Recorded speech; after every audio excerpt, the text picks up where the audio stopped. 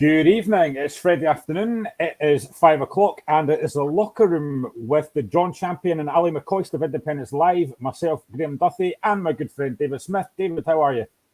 You're very well. By the way, before you notice, viewers, I've got Rudolph the Red-Nosed Reindeer, but pleased to be here. Good stuff. We have a lot to get through, and at 6 o'clock today, we're going to be joined by Craig Menzies, who's the defender for Pollok FC. They have a Scottish Cup date on Monday night with Ayr United at Somerset Park, so we'll get Craig's view on that. We're also going to be talking about Rangers, obviously, with Michael Beale potentially coming in at Ibrox. We'll be talking about Celtic's new signing. We'll be talking about Livingston, Hibs. We'll be talking about the SWEPL because there's a massive game on Sunday between Hibs and Hearts. We'll get to that shortly. But we're going to start off with the news that broke at the start of the week. Probably no real surprise.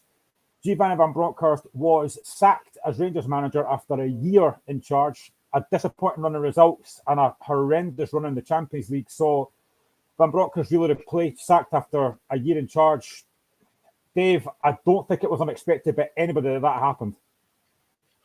Yeah, no, 100%. He was always going to be going. It was like I was saying to friends, it was a case of when rather than if he was going, because that's the thing. It was a case of the finding the time. Now, I'm surprised it took as long as it took because, I mean, things just weren't going well on the part for Rangers.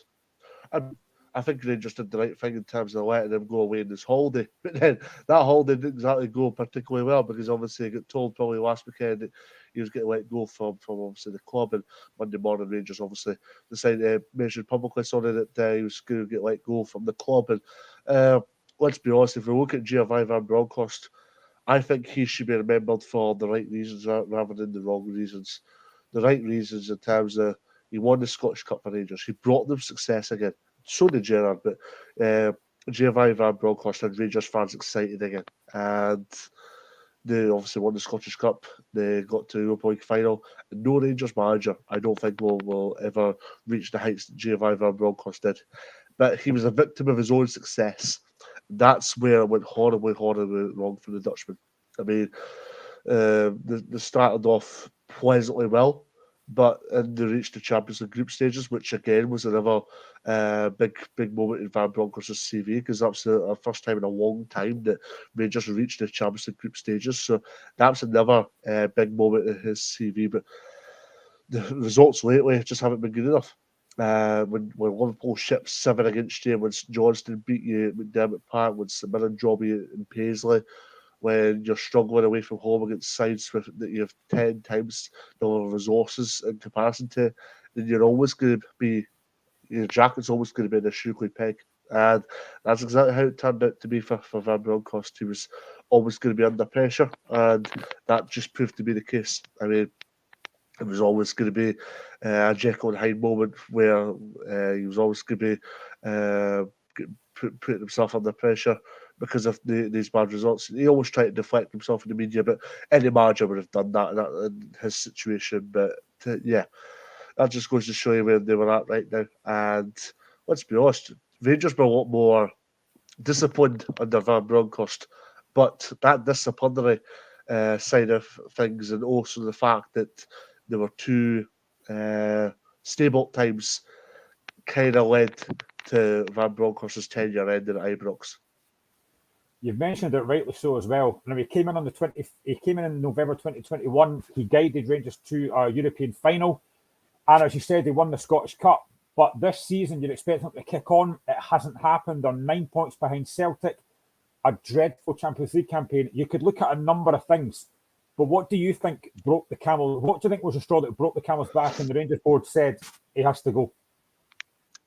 Probably because of recent results. Probably because the Rangers board acknowledged and knew more than anybody else that if Van Bronckhorst stayed beyond Christmas, beyond New Year, and for example, they didn't get a result with Tawdry, didn't beat Celtic. There's a lot of big games there for Rangers. If they didn't get those 2 respective results in question, in the existence to beating other sides that, what all due respect, would have been far lower ranked in the table, such as Ross County, who they were due to play 2 days before Christmas. If he struggled to win in Dingwall, for instance, he'd have been under intense scrutiny that way. So I think the Ibrox board have kind of been proactive. They've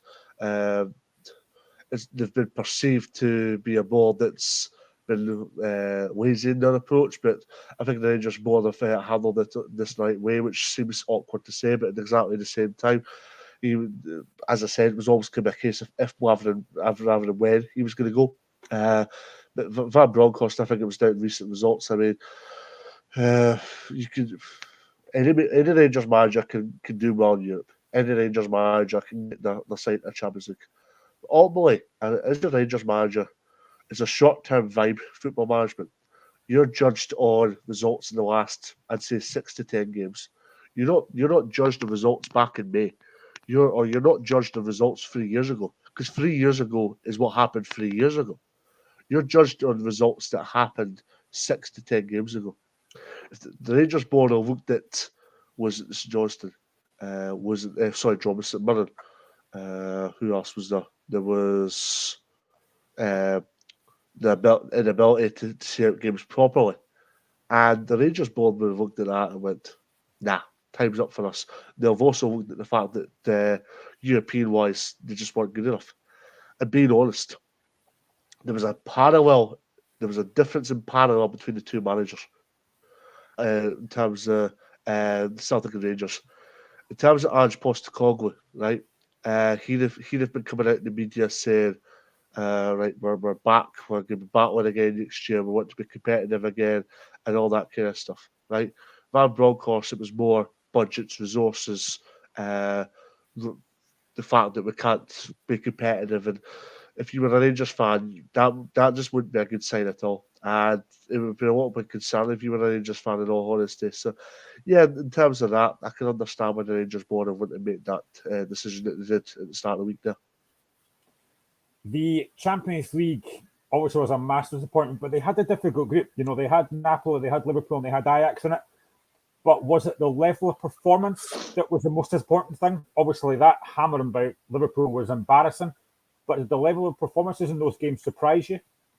Yeah, I suggest so. I mean, when they played when they played Liverpool, obviously it was a second half demolition. There was no getting away from it. There was simply a second half demolition that ultimately cost Liverpool. That ultimately cost Rangers a bit of credibility in the bank. Ultimately cost Rangers a little bit of pedigree in the bank as well from the fine form that Van Bronckhorst had inherited on this Rangers side. Also, they played Napoli and Ajax, and because of the standard of the Rangers side, like Ajax and Napoli just blew Rangers away.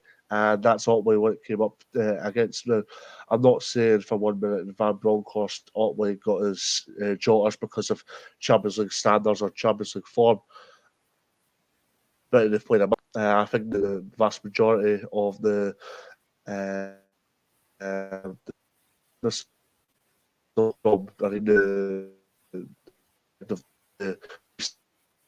results to me.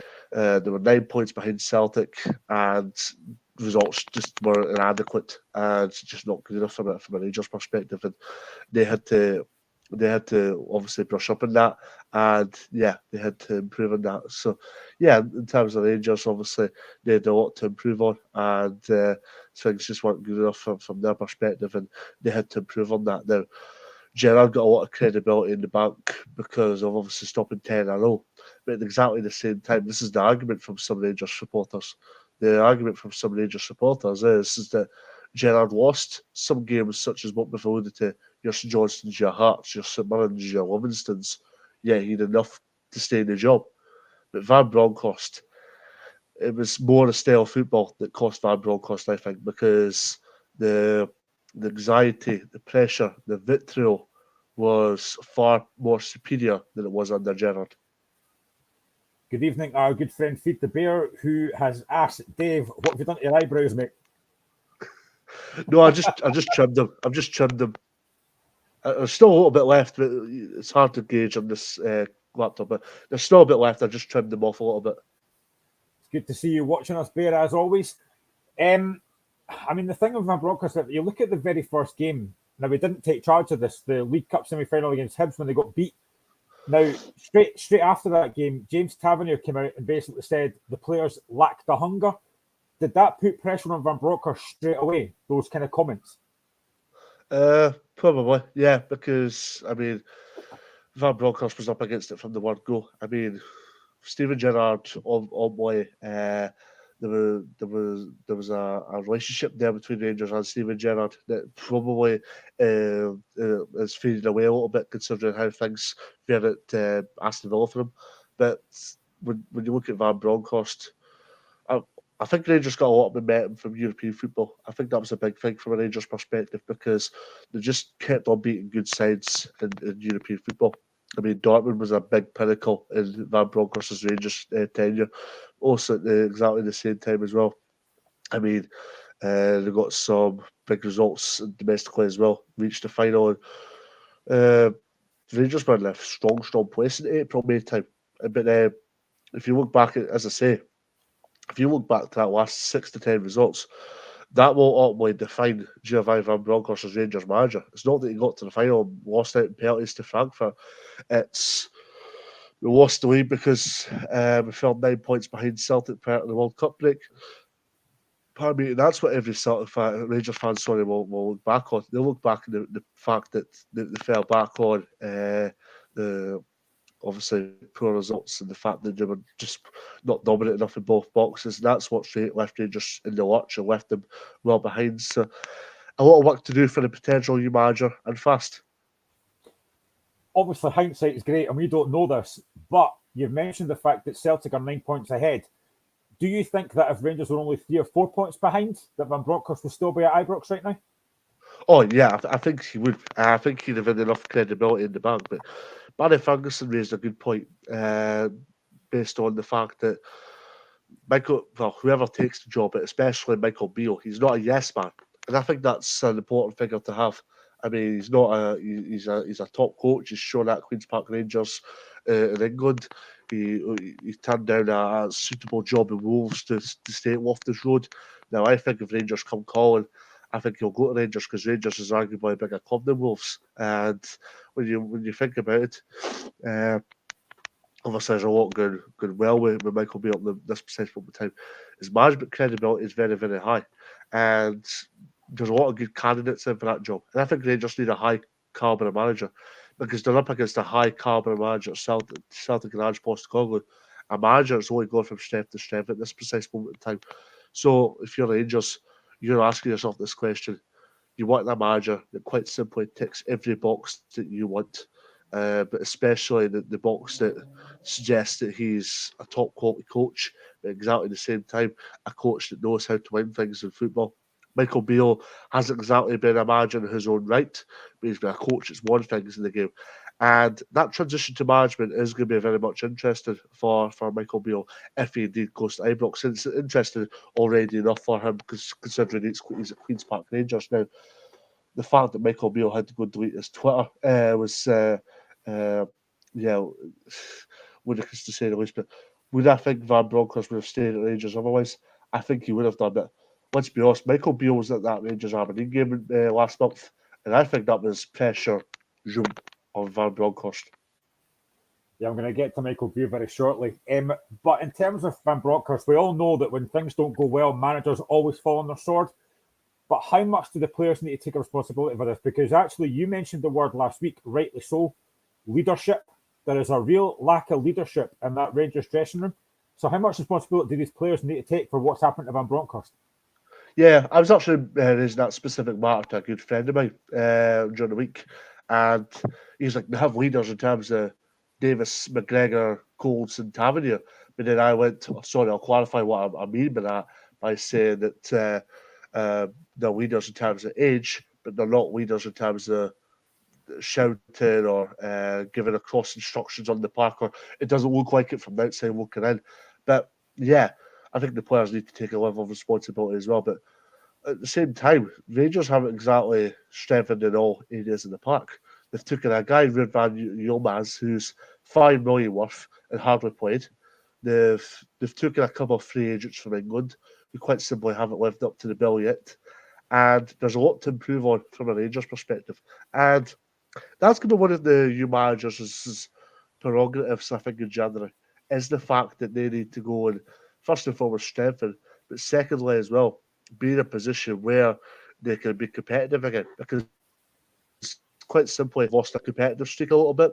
I think they have lost their streetwise ability that they had a few years ago, and they've also lost their mentality that they inherited under Gerrard. Now, what makes a Rangers manager? That's a very good question. But it's a Rangers manager. Otway goes and wins things. Otway as well. It's a Walter Smith type of character, a type of guy that has a man management structure about him. Now, Steven Gerrard maybe didn't get the success he craved, but Otway he had a bit of Walter Smith in him, just in terms of man management. Funnily enough, and I think the Rangers players will need to take a level of responsibility. Otway, it comes down to the manager, but you don't become a bad manager overnight. How can you reach the Europa League final in May to get beat by St John's in October is ludicrous, and that's where the players need to go and take responsibility. Yes, Van Bronckhorst has had a couple of big notable players leaving the club during the course of the season. That was a sign of his progression, but at exactly the same time, you'd have liked to have thought the senior figures such as your Taverniers, your Davises, McGregors, Arfields would have allowed the likes of your Leon Kings, your Real Mazes, all these younger players to bed themselves into the first team at Rangers and go, this is the standard, this is the benchmark, this is what we need to do. And they quite simply haven't done that. I've seen and heard a lot of Rangers fans saying, okay, it's the right decision to get rid of Van Bronckhorst, that's fine. But Ross Wilson's still there. So again, how much responsibility should Ross Wilson be taking in this part as well? Well, the AGM's next week, I think. Yeah, next week or week after. So that's going to be very much interesting because obviously Ross Wilson, I'm presuming a lot of the questions will be coming in Ross Wilson's direction. And when you think about it, it's not as although, Ross Wilson's came with a good track record. But then at the same time, Ross Wilson's in charge of recruitment at the club, right? If Rangers were top of the league, Ross Wilson's name wouldn't have even been mentioned. It's the fact that Rangers are well behind in the league that is why Ross Wilson's name is getting questioned. And it's the fact that recruitment has been pitiful. It's the fact that things haven't gone well in terms of that. It's the fact they haven't created that Europa League run as a massive springboard for moving forward. You've seen players putting on social media that they're in Dubai on training camps and putting in intense sessions. Well, if they do that, where's it on the park? Because it's simply not there. They've been running well clear of other teams in the league domestically, and they would definitely be more competitive in the Champions League. So, indeed, it's going to be interesting to see what happens moving forward. And with regards to Ross Wilson, he's a man that's needed. This is the biggest appointment he'll make in football. I'm not just saying Rangers, I'm saying football. Because he's been in Falkirk, where there is pressure, but nowhere near the dynasties of Rangers. He's been at Southampton, where they've got their own philosophy. They've kind of got a forward-thinking policy at the club. They've got a policy where they bring from within. And it's a traditional policy. It's kept them well for a good while now. But Rangers, there's a different attention there. And this is his biggest decision in football yet. And if he gets this wrong, the Ibrox fans will be champing at the Ibrox door. Well, in terms of big appointments, it would appear that the only man really in the frame for this job is Michael Beale. Obviously, he was at Ibrox as an assistant to Steven Gerrard. He only took over as manager of Queen's Park Rangers in June 2022. Now, I listened to a QPR fan yesterday on another radio show, and he said that the biggest disappointment for QPR fans is the fact that he turned down Wolves and said that he wanted to be loyal to QPR, and now it looks like he's going to really ruin that and go to Rangers. You've just spoke about the fact that this is a big appointment for Ross Wilson. How big a risk is this going to be if Michael Beale, as it looks like, takes this job? Well, I'm going to flip this on the other side to start things off here. Les Ferdinand was in the papers on Tuesday morning saying, we're not going to stand in Michael Beale's way. Nah, no for me. I don't think that's the right thing to do, because if you're a chairman of a football club, the first thing you want to be doing is being loyal to your manager. One of the main things you want to be doing as a football club chairman is knowing you've got somebody trustworthy, loyal, knows the game, has a brilliant knowledge of the game, and knows what they're doing. That's five boxes they can tick. Name somebody better than Michael Beale for me right now that would be a good attraction for Queen's Park Rangers in the Championship. Probably nobody, because they'll either be unemployed or there'll be other clubs within the system, and that's where they get left behind. So I don't think Les Ferdinand. I think that was a dark moment for Les Ferdinand coming out in the papers and saying we won't stand with. So for me, I get what that Queen's Park fan is saying, Queen's Park Rangers fan is saying, but at exactly the same time, if I'd be pinning the blame and I'd be pinning the criticism at Les Ferdinand. And I mean, if Michael Beale takes the job, best wishes to Michael Beale at Ibrox, of course, because if he gets a job, it'll be a formality. But at exactly the same time, as a board, you need to be loyal, and there's been no official approach made towards Queen's Park Rangers yet from Rangers, right? Which suggests that Rangers are either holding things back, or there's certain things away or with their control, and that's the thing. Stuart Robertson is going to London. Don't know when, soon probably, but there's been no real suggestion about if there's suggestions that Rangers are going to make a permission to speak, but there's been no suggestion that Rangers have made an official approach yet. So, if I was Les Ferdinand, I think he's left this club in the watch a little bit. Yeah, I mean, I kind of agree. I mean, as I say, he's only been at QPR since June, and it is a massive risk. And for your chairman to basically say we're not going to stand in your way, it doesn't really say a lot for me, to be honest. I mean, I don't know who Michael Beale is. I've read up about him, but I don't know how good he is. I don't know how experienced he is. He's only been an assistant for Steven Gerrard. So if he does get this Rangers job, now listen, Steven Gerrard was a risk at Rangers. He had no managerial experience apart from under-18s at Liverpool, sorry. This is a massive risk. If he takes this job, it's going to be a huge, huge risk for Rangers, I think. What I would say is Michael Beale had probably a lot more experience than Gerrard did when he came in at Ibrox, because Michael Beale coached or managed Sao Paulo in Brazil, and that he probably gained a lot of experience that way.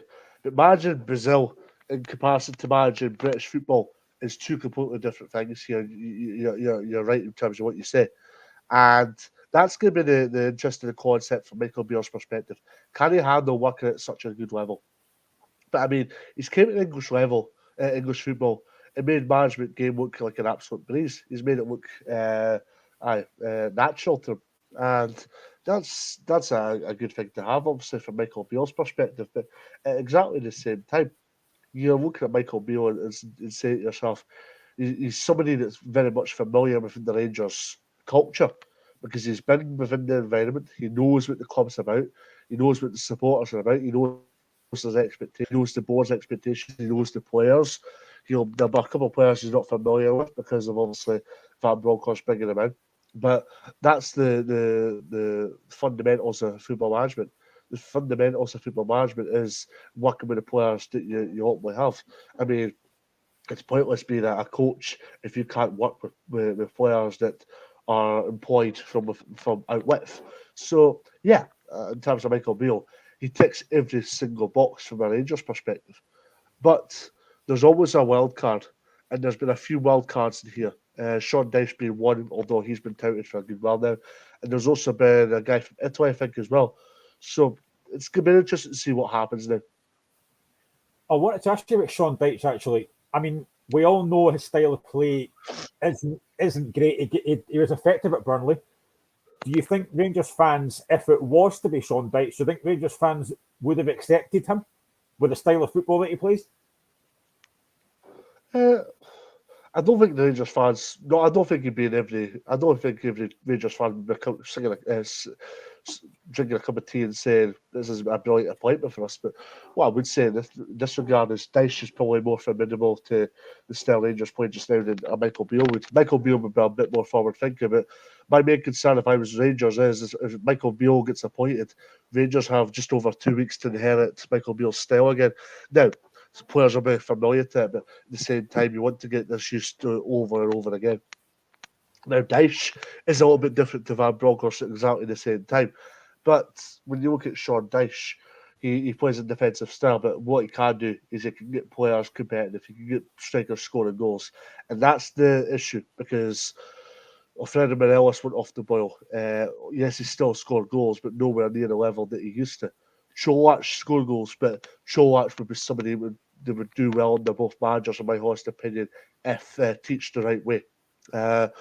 Ryan Kent, it'd be interesting to see how he got on under both managers. Scott Arfield, Ryan Jack, John Lundstrom. John Lundstrom went off the boil a little bit in the recent times.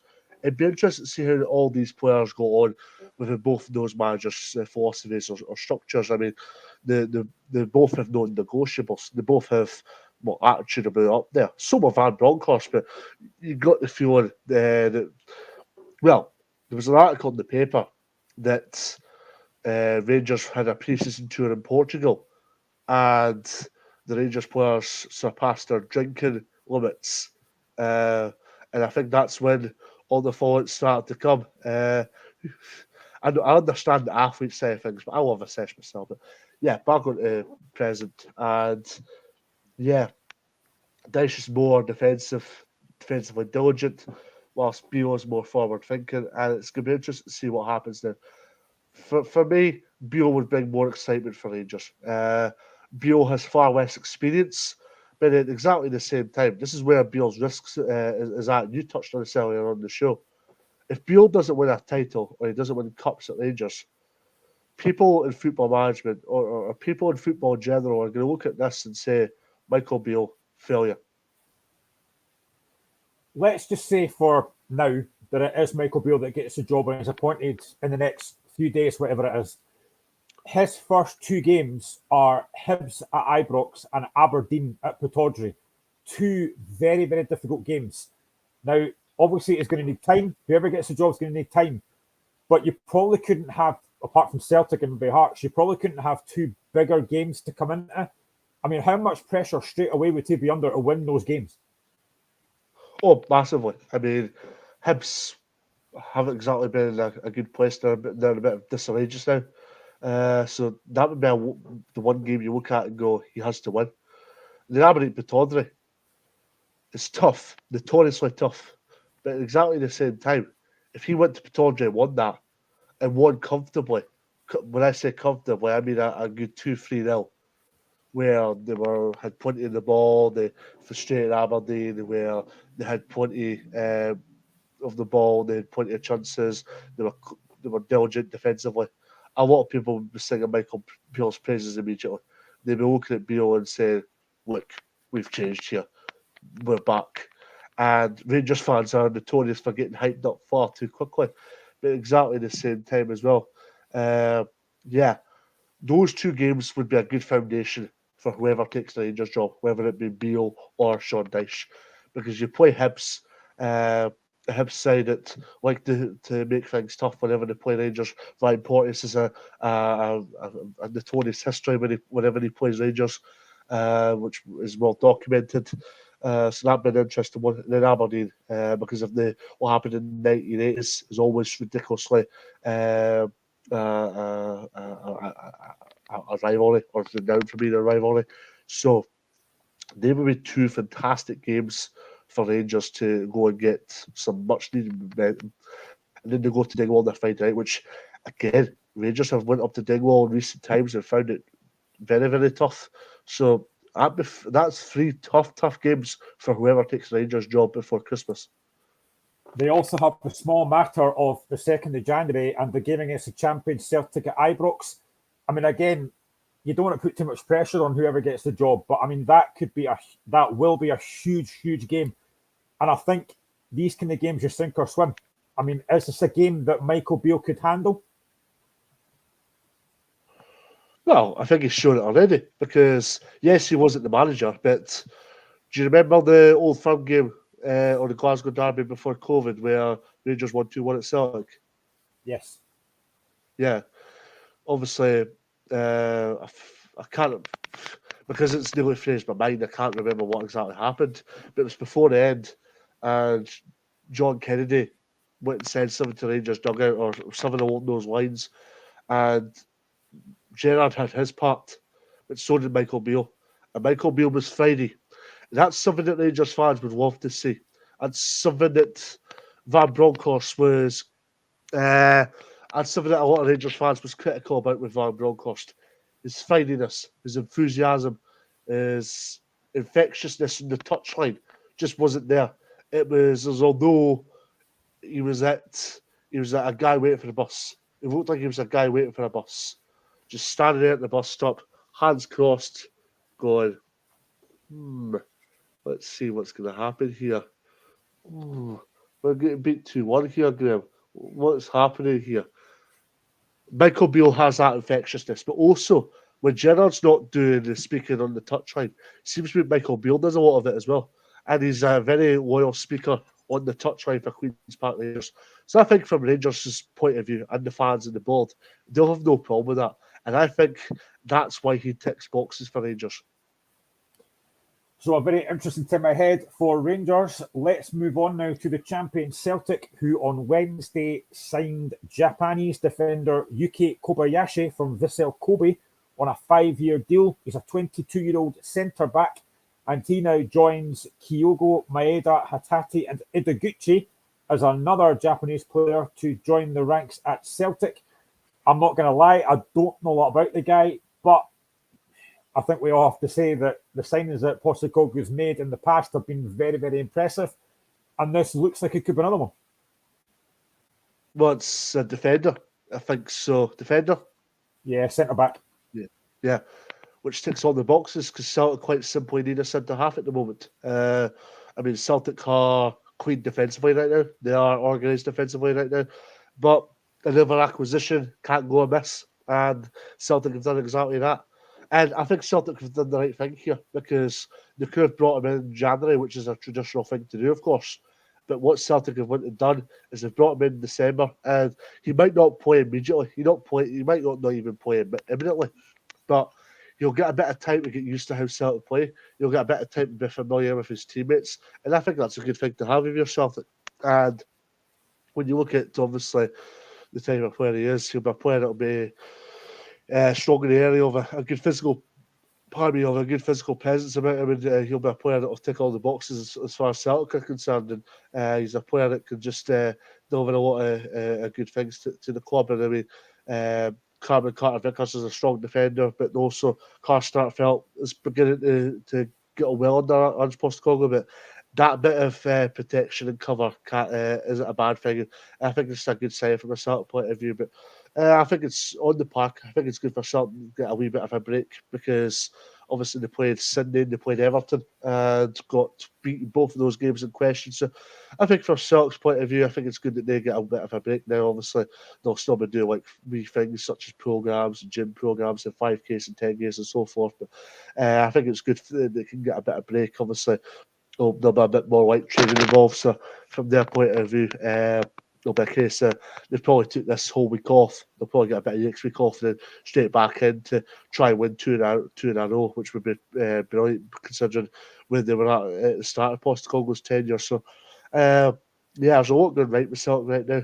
I still think they've got a few more adjustments to make in January. Well, Postecoglou's went out and admitted that because obviously they want to improve the European level and.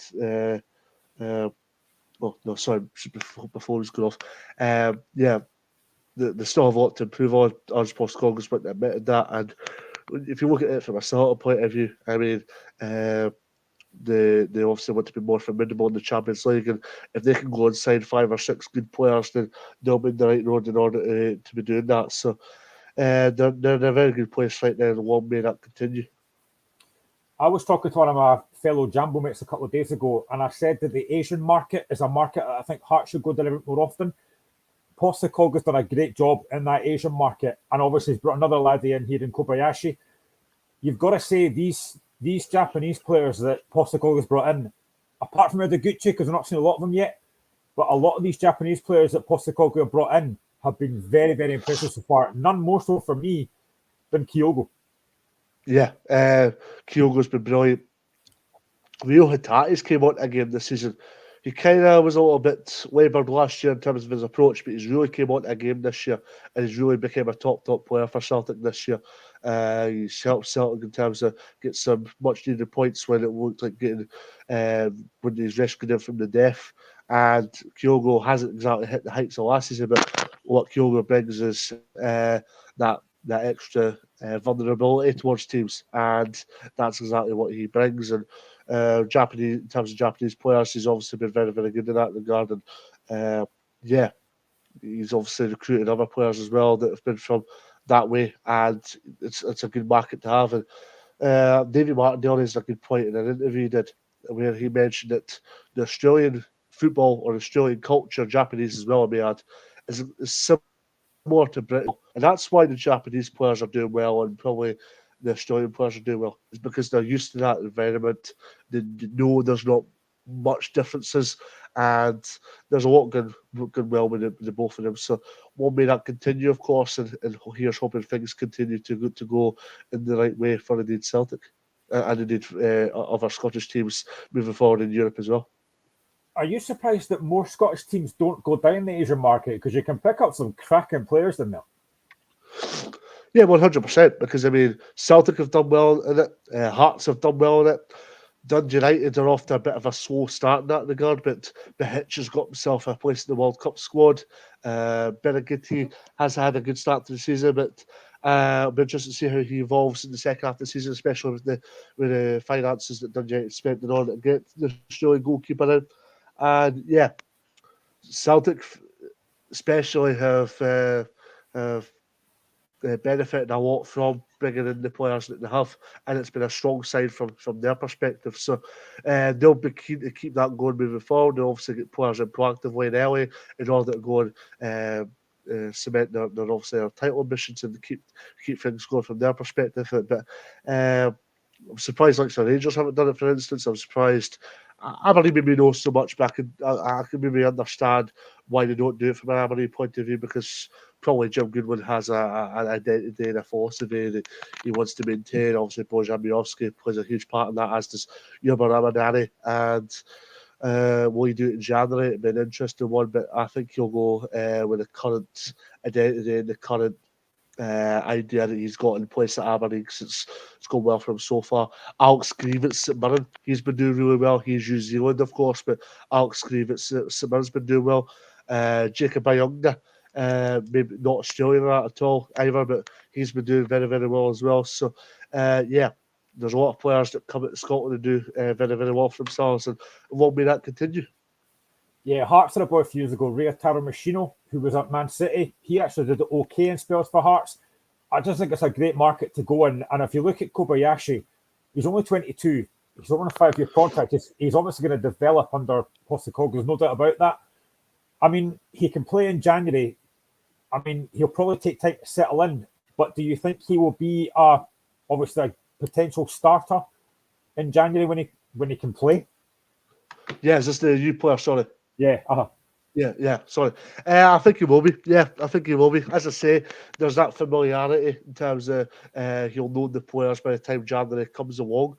It'll be interesting to see if he plays in the Glasgow Derby against Rangers on the 2nd of January. I can see Celtic going with a tried and trusted, because obviously games that magnitude need players with a lot of experience about them. But at the same time, I'd argue that as well by saying if he plays that game in question, then it kind of gives him that understanding that he can play in big games, and also he'd be a revelation among Celtic fans if he was to go and put in a strong performance that day in question. But yeah, I can see him putting in some strong performances. I can see him playing against the more lower ranked sides to start off with. I can see him maybe playing a few cup games and then obviously kicking off from that, because Ange Postecoglou is quite good in terms of giving players a chance, but also is quite good in terms of being patient with players as well. And that's what's brought him a lot of success so far in the East End of Glasgow. So Well, may that continue, and here's hoping things go well from that perspective. I'll be back in just a minute, Graham, but I'll let you keep on speaking just for a minute. No worries. So yeah, I think Kobayashi, I think for me, if you're going to Celtic and you're seeing guys like Kyogo, Maeda, Hatate, and Ideguchi there, you're going to sell them quite quickly.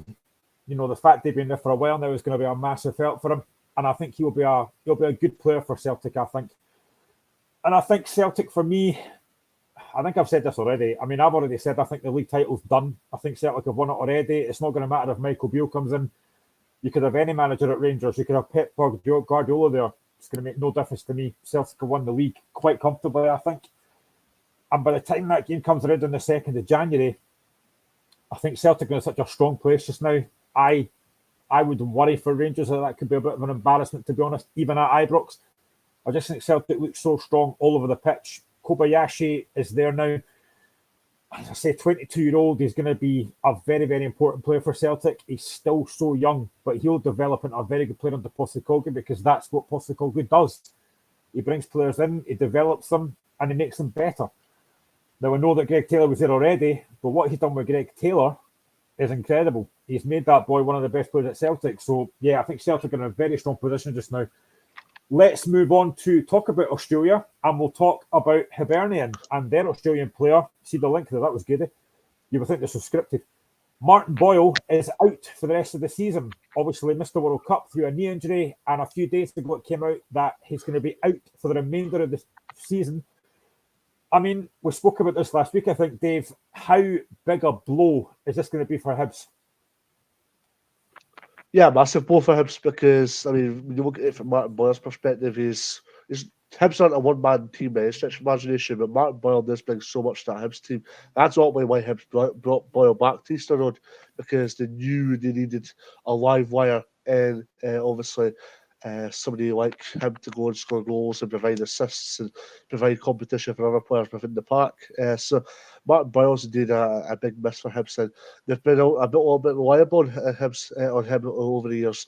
They've kind of needed him to pick up and obviously guide the team on. So yeah, it's going to be an interesting one, and yeah, it's going to be interesting to see how they get on. But at exactly the same time, I mean, Martin Boyle obviously gives a lot to this Hibs side, and he scores goals. And his injury off done Hibs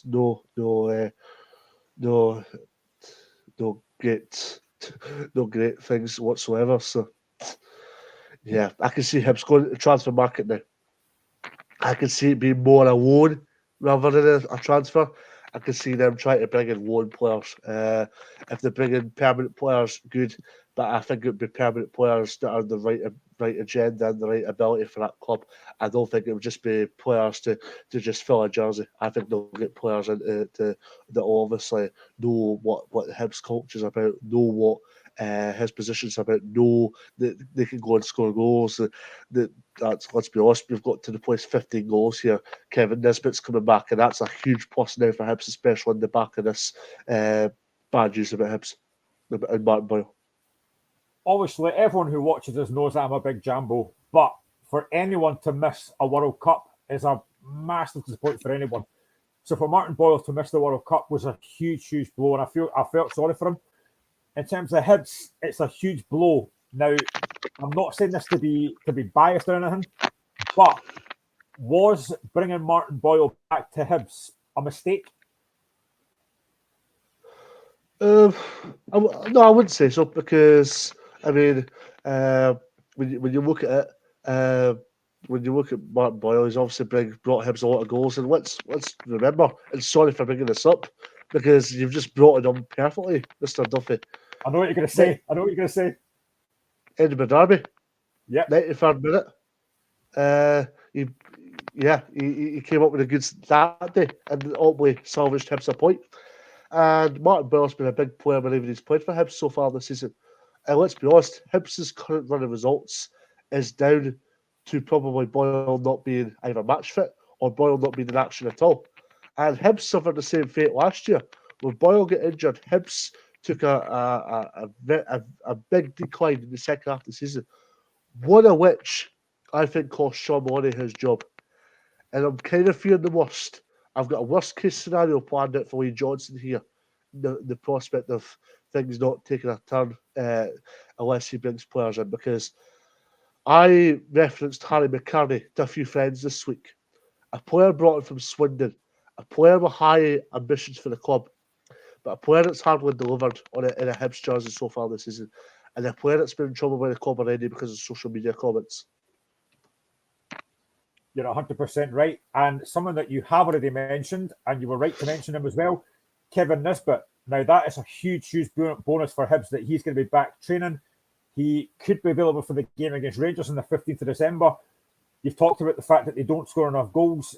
I mean, that's got to be, if you're a Hibs fan, and especially if you're Lee Johnson, that's going to have to be a massive boost getting Kevin Nisbet back fit.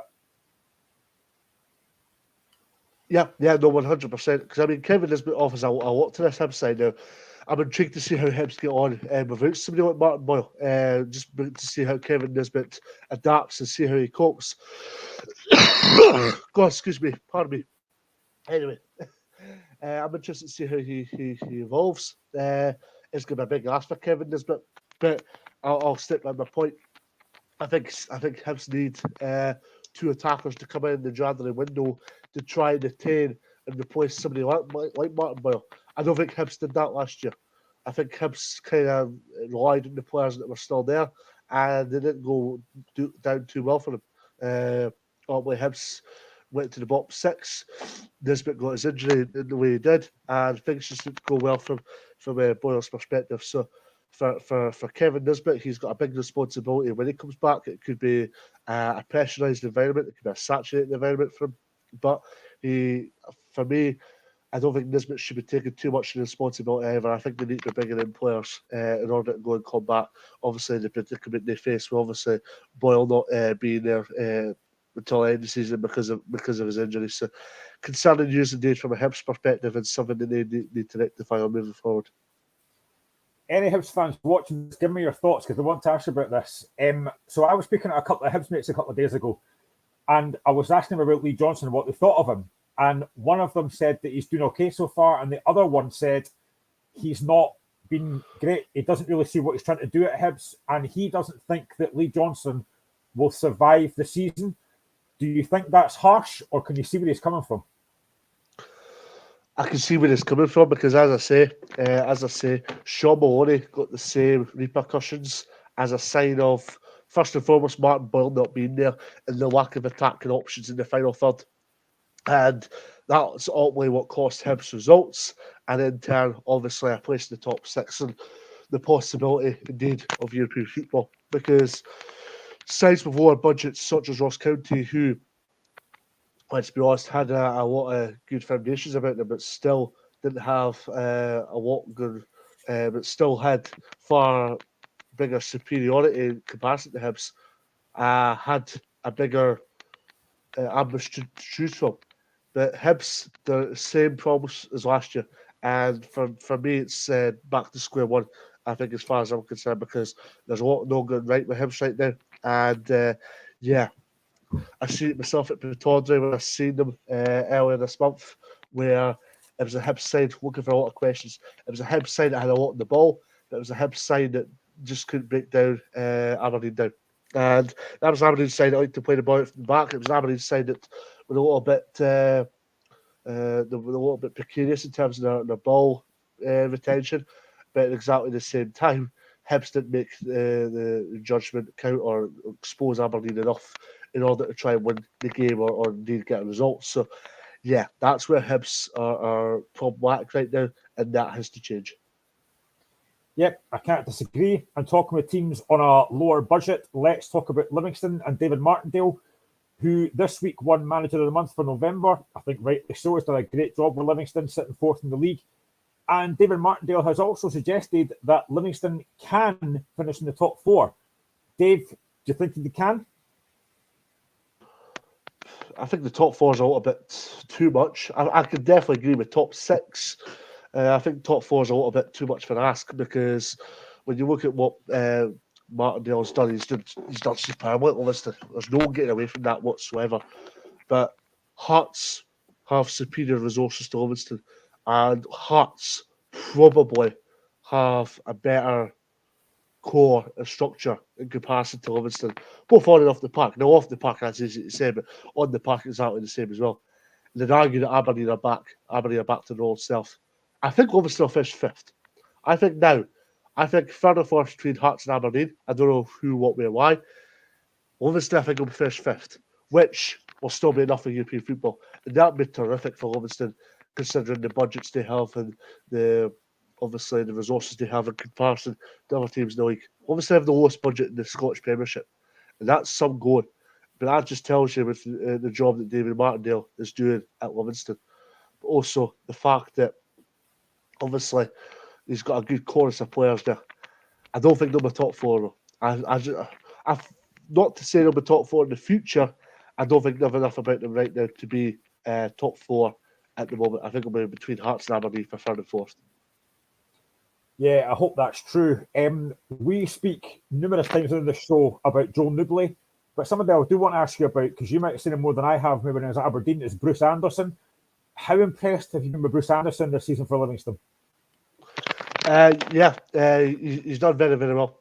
Bruce Anderson didn't really get much of a chance at Aberdeen, in all honesty, but obviously he was on loan a few times to Dunfermline and Ayr United and Hamilton, and he had a good period at Hamilton, and Dunfermline was decent enough for him as well. He scored some goals at Dunfermline, but Ayr just didn't work out, and you wondered that Ayr could this be the beginning of the end, and that was the thing. He had a poor loan spell at Ayr United, and that was when McInnes was in charge at Aberdeen, of course.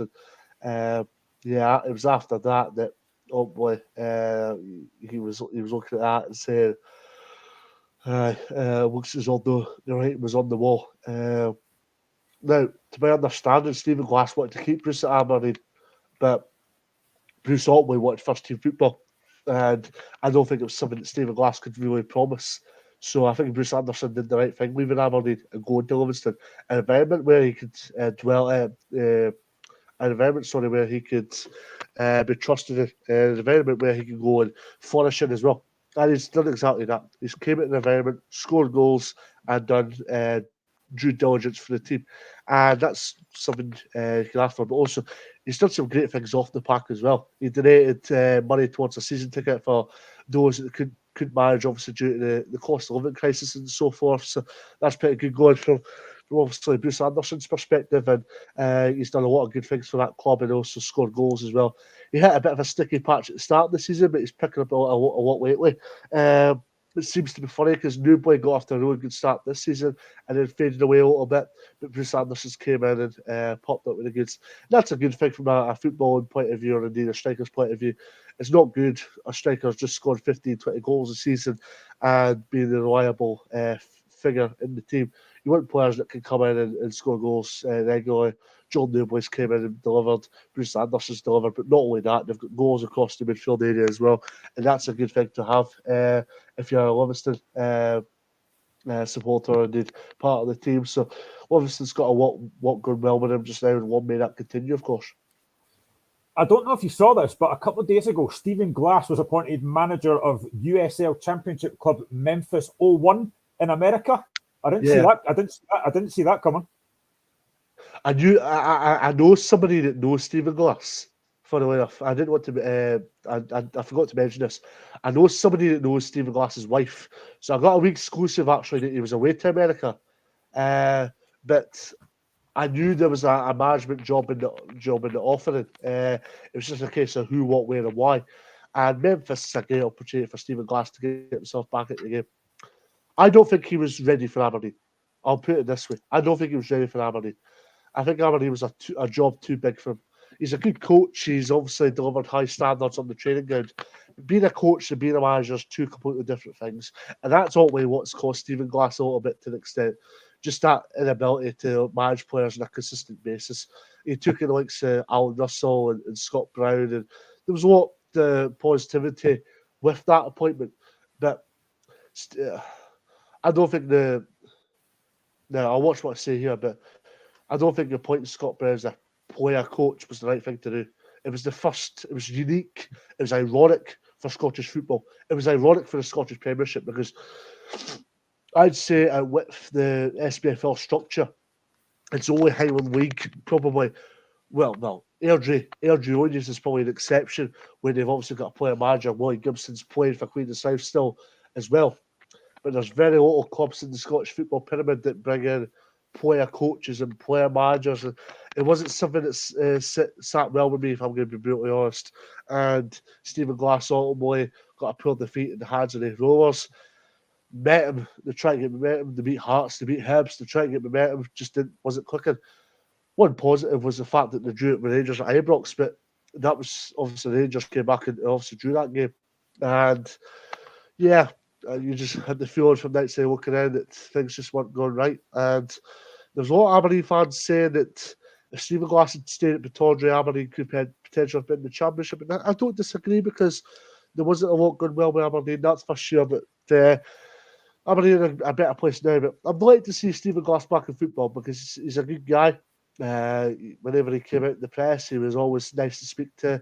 Obviously disappointed when we getting defeats, but he was always nice in terms of obviously being upfront and honest about things. But he never offered that same consistency to persistent basis. So that disappointed Aberdeen fans a little bit, and they've improved from that now. Do you think he'll have learned a lot from that Aberdeen experience to take to America?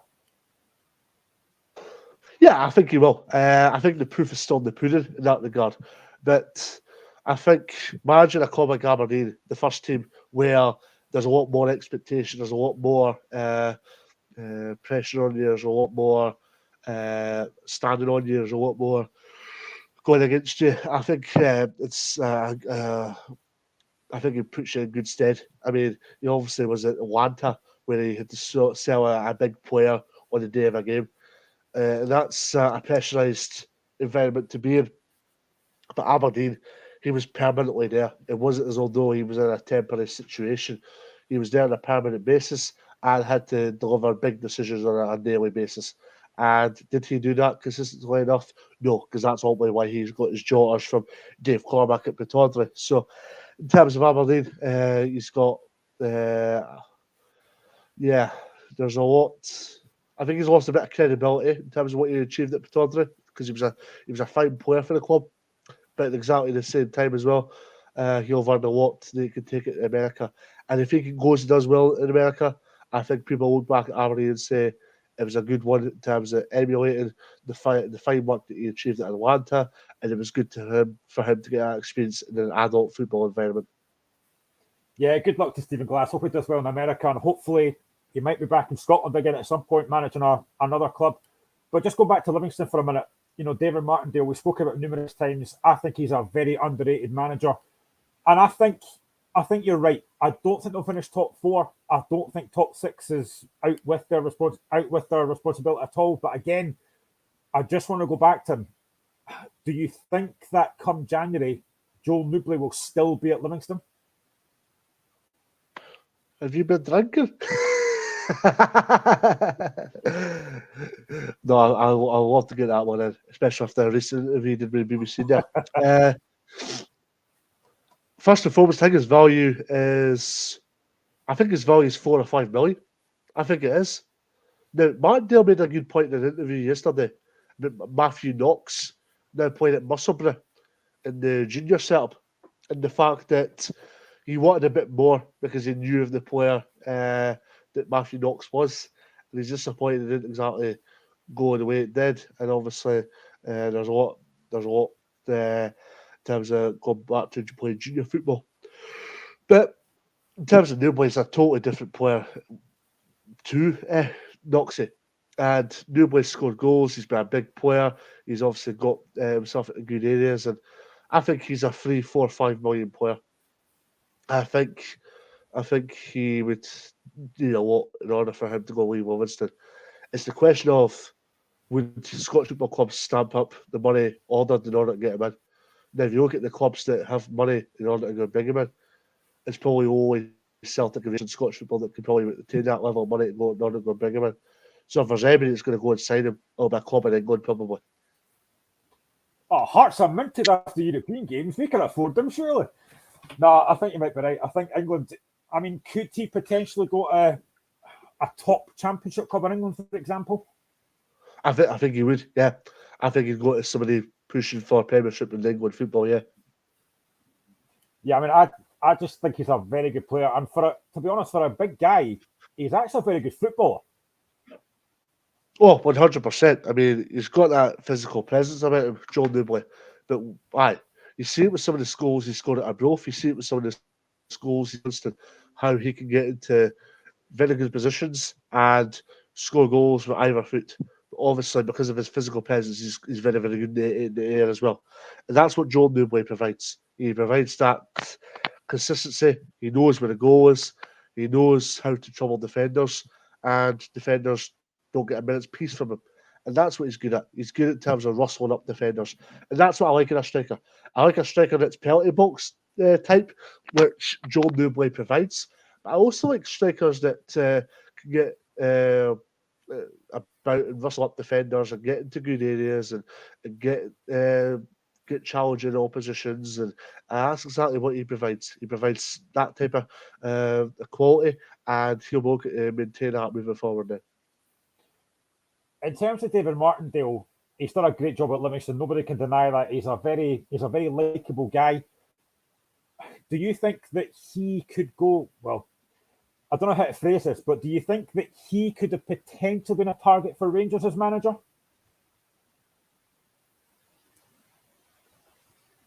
You're on mute, mate.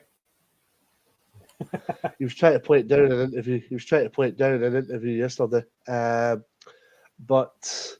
when you look at Martindale, he's got all the credentials needed for a move to Ibrox. He's got a management strategy. He's got a budget strategy, because let's be honest, he'll be working from the lowest budget to one of the biggest. And that's the thing. If he can work with players on low budgets, he can definitely work with teams on higher budgets, because he knows the recruitment market inside out. He knows how to work with players. He knows how to get the best possible players in. And that's exactly how it prevails. The interesting concept for me is also he wouldn't just be a yes man at Rangers either, because Martindale makes a lot of decisions at Livingston, not just on the park but off the park as well, because he does a lot of the general maintenance at the club. He does everything. He does everything from running the team to. I think the only thing he doesn't do is the financial side of things. I think he leaves that to the financial team. But he'll have a say, obviously, in budgets and so forth. So he's obviously a very, very busy man when it comes to all things Livingston, and that's a good thing to have, obviously. But yeah, when you look at obviously what they're achieving under Martindale Livingston, they've came from League One, where they were paying players £20 a week, to now rustling it up with Rangers and Celtic and Aberdeen and Hibs and Hearts in the Premiership. And that's a good thing to have. It's a good thing for Livingston to have. And yeah, they're in a very, very strong position, and they'll be keen to keep that going. Now, Martindale's had interest from Fleetwood time before, but it needs to be the right appointment for David Martindale. I'm going to be honest with you. I don't think, and I'll explain why, I don't think Rangers is the right move for Martindale. Why? Because I don't think he's ready for a job of that magnitude. Now, a lot of people argue he's got results against the two Glasgow teams in recent times, but at exactly the same time, he's not in a European establishment yet. He's not in a European environment yet. He's working with a side that, let's be honest, have a lower budget in comparison to other teams in the league. And I would be a little bit patient and steady if I was either party. And I think he's 2 or 3 years away from a bigger job, such as a Rangers or something along those lines. Yeah, I can't disagree with that. I've got a lot of respect for Martindale. He's done a great job. But let's move on from the Scottish Premiership, and we'll go to the Scottish Cup, because this weekend it is Scottish Cup third round tie. There are 18 games on tomorrow, but it actually starts tonight, where Broomhill take on Alloa Athletic. Dave, can you see a potential shock here? Could Broomhill beat Alloa? I think there'll be a shock somewhere, but I think Alloa have too much rope and go Broomhill tonight. I think Alloa are a good side. They'll go well in their chipper, Brian Rice. They're a good side, Alloa, and they're competitive, and all are switched on under Brian Rice. They're a very good side, score goals, get into good areas, and give teams problems. And I think Alloa will be organised, and I think Alloa have enough about them to get the job done. Chipper's a very switched on manager. He's got a very switched on team, and I think Alloa have enough about them tonight. I'm going to give you 2 predictions for Scottish Cup shocks. I think Fraserburgh will beat Arbroath, funnily enough. I hope nobody from Arbroath listens to me saying that. But I think Fraserburgh will win tomorrow. And I'm going to go for... It wouldn't surprise me one bit if University of Stirling beat Albion Rovers tomorrow. Well, I'm just looking at the fixtures tomorrow. So we've got Drumchapel United against FC Edinburgh, Hamilton against East Kilbride, Albion Rovers against Stirling University, Cove Rangers against Dunny Pace, Dundee against Airdrie, Dunfermline against Forfar, Fort Marine United against Stenhousemuir, Fraserburgh, who you've just mentioned, against Arbroath, Hill of Beath against Elgin, Inverness against Stirling, Linlithgow Rose against Socky, Montrose against Darvel, Morton against Queen of the South, Partick Thistle against Kelty Hearts, Peterhead against Queen's Park, Raith Rovers against Auchinleck Talbot, Wick Academy against Falkirk, and Clyde against Dumbarton. Now, one of those games that I've just mentioned there, I don't know if it would be a potential shock, but I generally think that Kelty Hearts could beat Partick Thistle, given the way that Partick are going just now in the league. Yeah, it's quite the battle though tonight. Because Hamilton's at home. But anyway, I'll just go and have a look here. But I think Kelty have a great chance of beating Partick tomorrow. I mean, Partick go back to winning ways last weekend by beating Arbroath, and by all accounts, it was comfortable for the Jags last weekend. But yeah, exactly the same time. I mean, if you look at it from...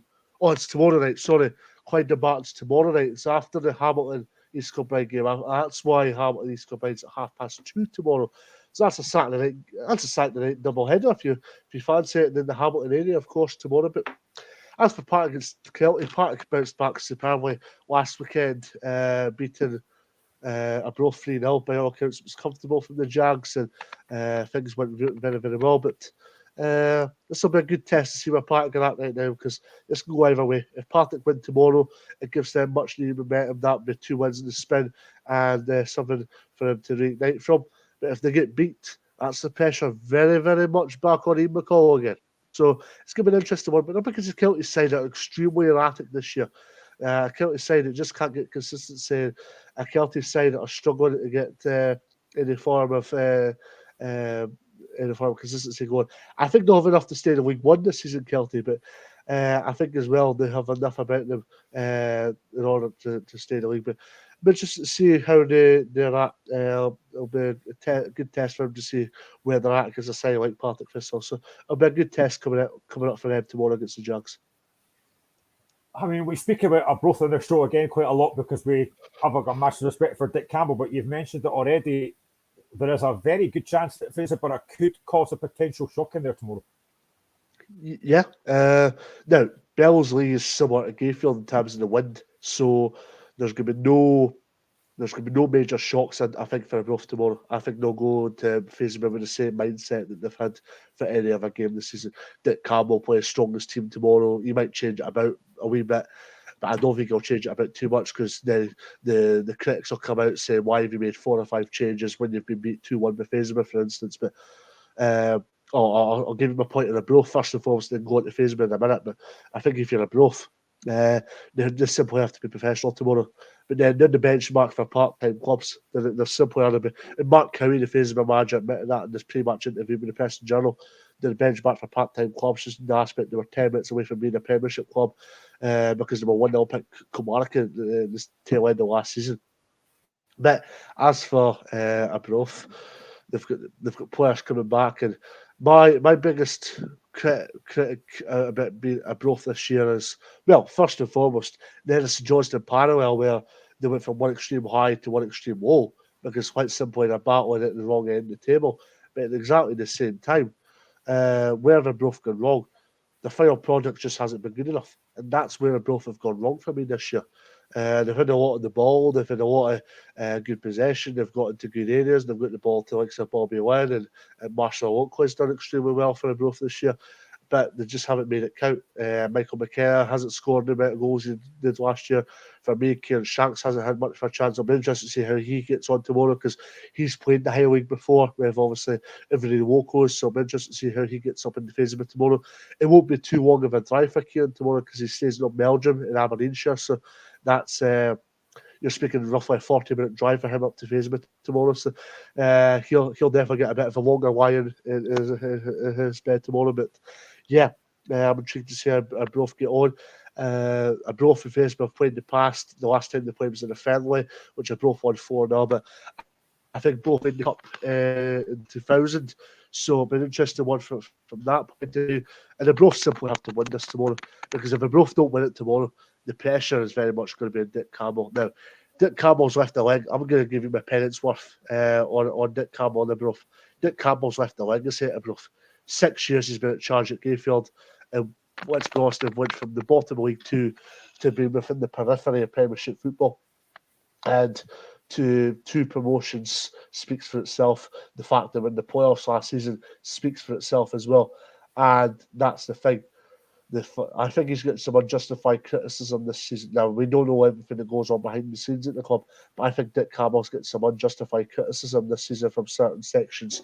He's got some much-needed wins this season, such as Hamilton and obviously one at Morton as well. Let's be honest, Morton have kicked on strongly as a result of that Arbroath win. They were disappointed in themselves a fortnight ago when they drew at home to Cove, because Cove equalised later on in the game.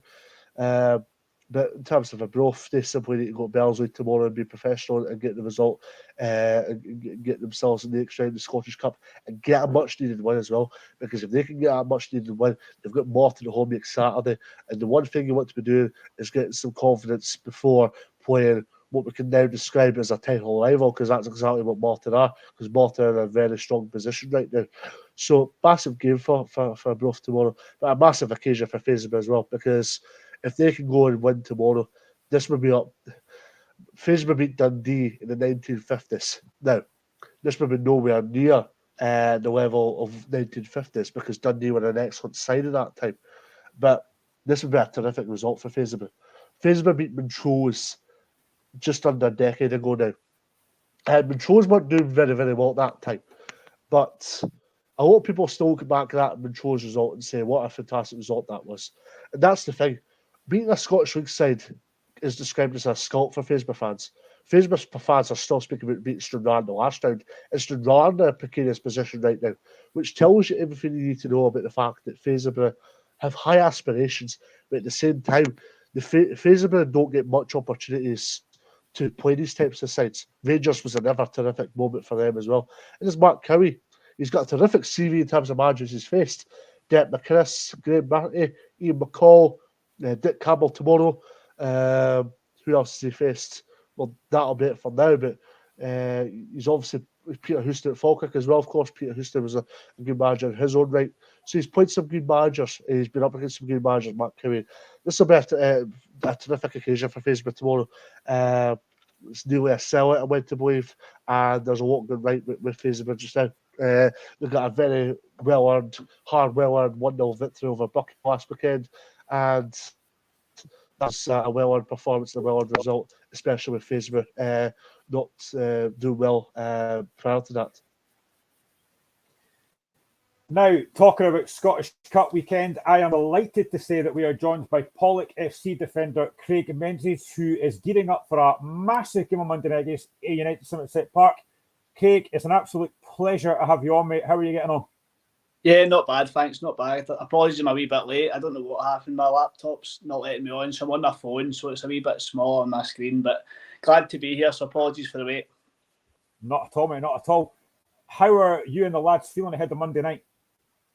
It's been a bit of a funny time, to be honest, because since the Annan game, obviously, things haven't really went to plan, which is saw the manager move on and a new manager announced just earlier in the week. So it's been a bit of a strange time at the club, to be fair, but you can't help but look forward to a big night like that under the lights. It should be a good occasion. I think, it's a massive game. There's no getting away from that. United are flying. They're full time. They're top of the championship. You know, they've got a full squad of like really right good players.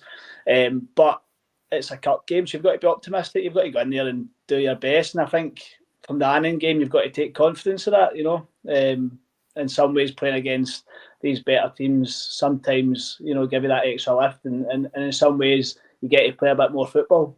So yeah, it's exciting.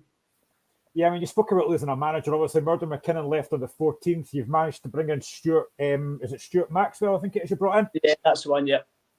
Was it a surprise to you and the rest of the players that Murdo left? I know. I mean, it's a really tough one because ultimately, Pollock, the size of the club, it is Pollock are expected to challenge, to win cups, to progress to the latter stages of cups, and you know, to be successful. And I think every one of us, including the management and the players, would say that this season hasn't been great. You know, on paper, we're still sat second in the league, albeit Darvel have got a game in hand, but we've been out of 2 cups quite poorly. And results just haven't been good enough, and the players have to take quite a bit of blame for that itself. But you know, football, you know, when you're not winning at a top club like Pollock, there becomes that risk of happening. So it was a bit of a shock. I personally thought he would have got the Ayr game. You know, he was in charge of the Annan game. He's been a big part of the club for a number of years. But obviously there's been a decision made there that the manager's now changed and Stuart comes in from Rob Roy, having done a brilliant job there, and it's a big first game for him as well. So it's an interesting situation all round.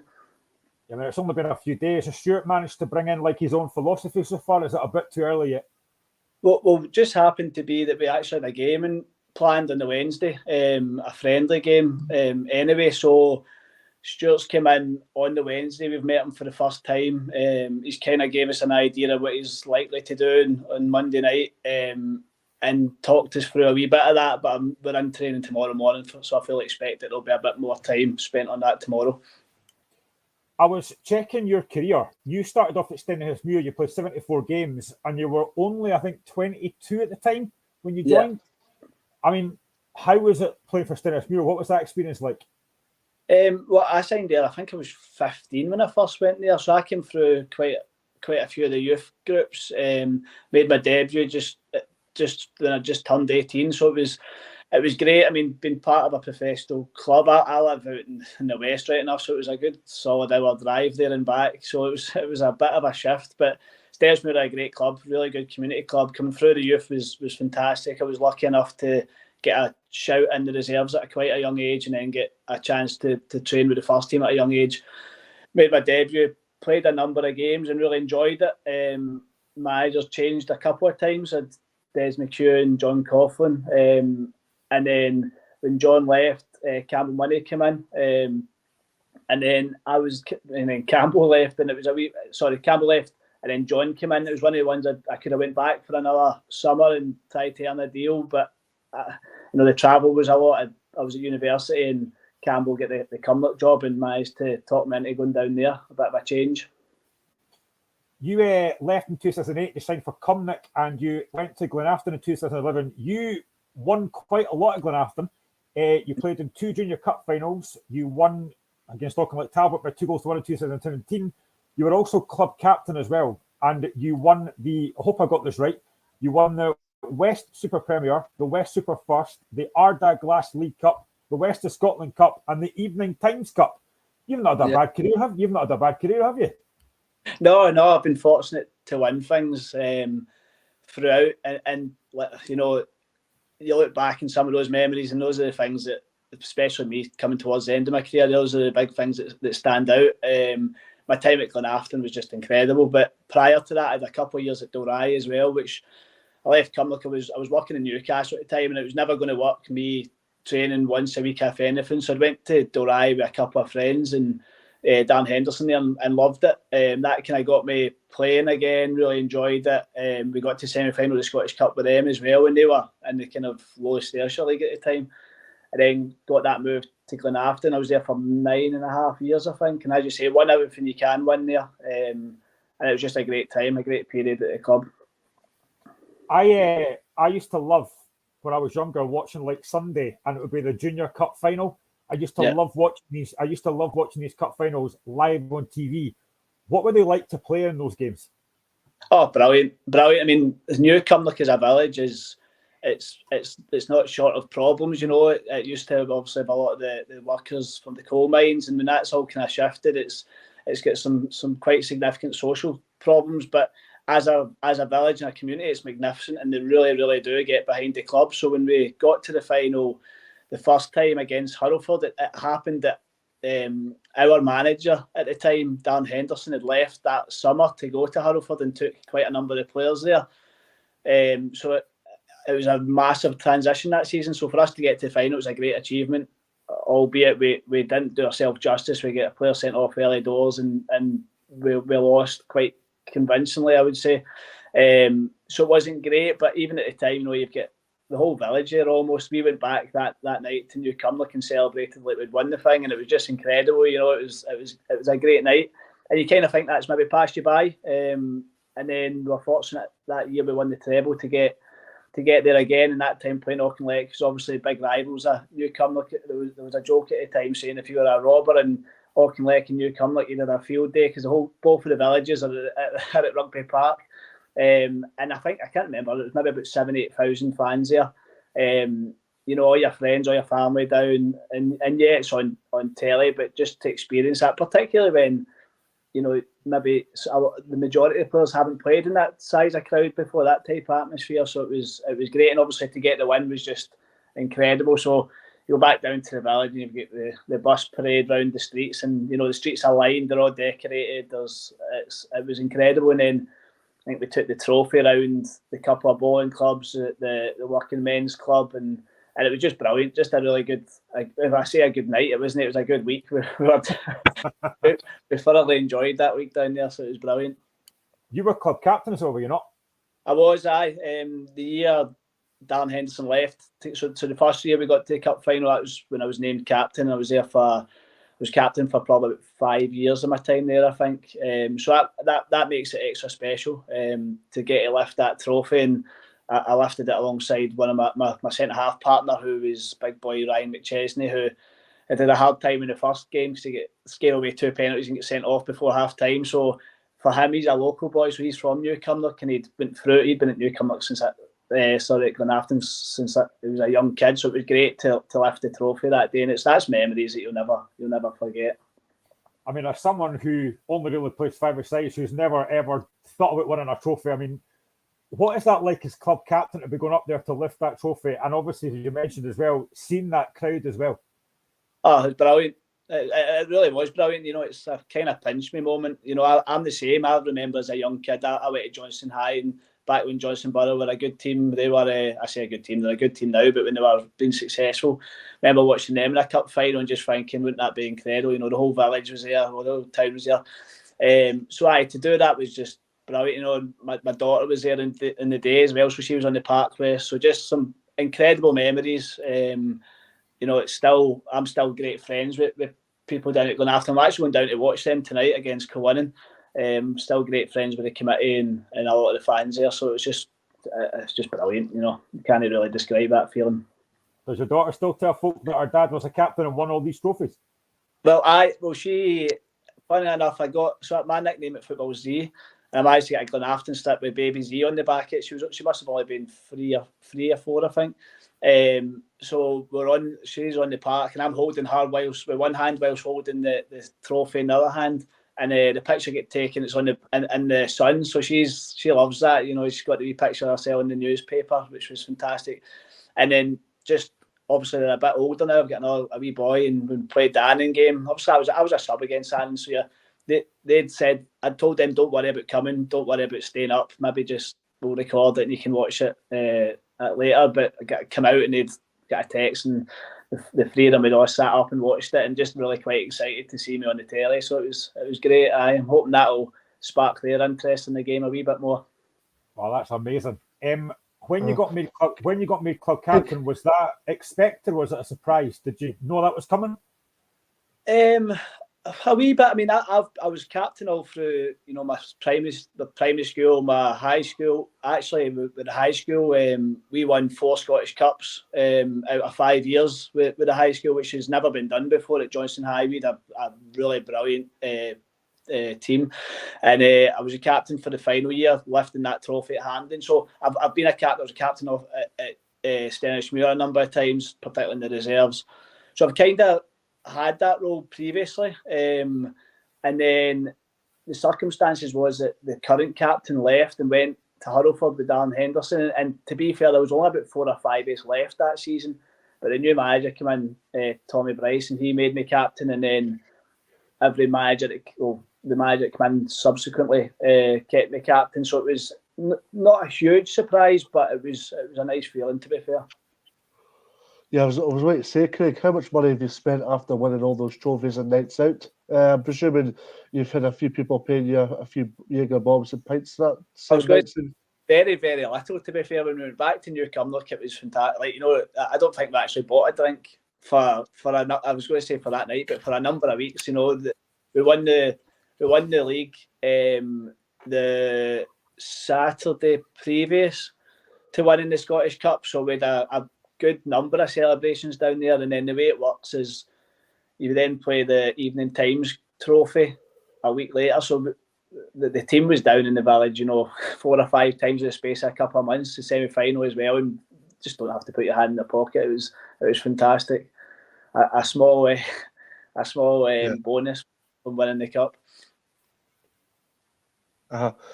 You said you were on the bench for that Annan game in question, but you take a lot of confidence from that Annan victory in the last round, because some cracking goals and a cracking victory for Pollok. You've got to listen. Our squad's full of really good players. We've got players that have played up the levels. We've got players that came through, really good clubs as kids, and for whatever reason they've found themselves at Pollok. But I would say, a significant number could and should be playing higher up the tree. So actually some of those games help, because you come up against a senior team and they play to a structure and a lot more than what we're used to in our league. So actually you get a wee bit more time in the ball, a bit more kind of tactical than what it would be. So that helps in some ways. And as you said, some of the goals in that game were fantastic. I actually didn't think 4-3 done us justice. I thought it should have been a bit more comfortable than that. I know they scored 2 goals a bit later on, but I thought we were excellent, and it just shows what we can produce in those types of games. So hopefully on Monday we can recreate some of that. Yeah, Craig, sorry. No, I was just going to say, for anyone who doesn't know, Pollok play in the West of Scotland Premier League. I mean, what's the standard like in that league? You've already said that you're second behind Darvel. What is the standard like in that league? I think it's really good, to be fair. I think when I first joined the juniors, I was a wee bit hesitant, because everybody told you it was just rough and tumble and you'd get kicked about the park. And to be fair, for the first couple of years I did.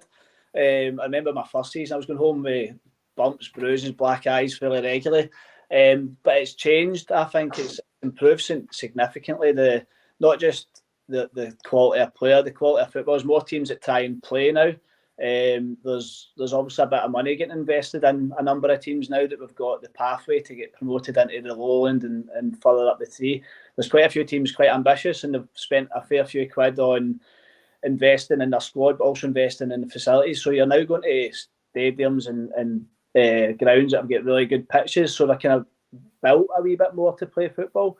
And there's players all through the league that again could and should be playing much higher up the leagues, but in some ways playing in the West of Scotland League suits a lot of players. The travel's much less than what it is if you go further up, and it fits with a lot of people's work, with their family commitments and what else. So I really enjoy it. I think it's a really good standard. And every game's completely different, which is good. There's some teams that will come and press, some teams that will sit in, there's some teams that will pass for the back. So it's a good variety, I would say, especially the last couple of years. You get 3 or 4 really good teams now. Your rivals are Arthurlie. How intense is that?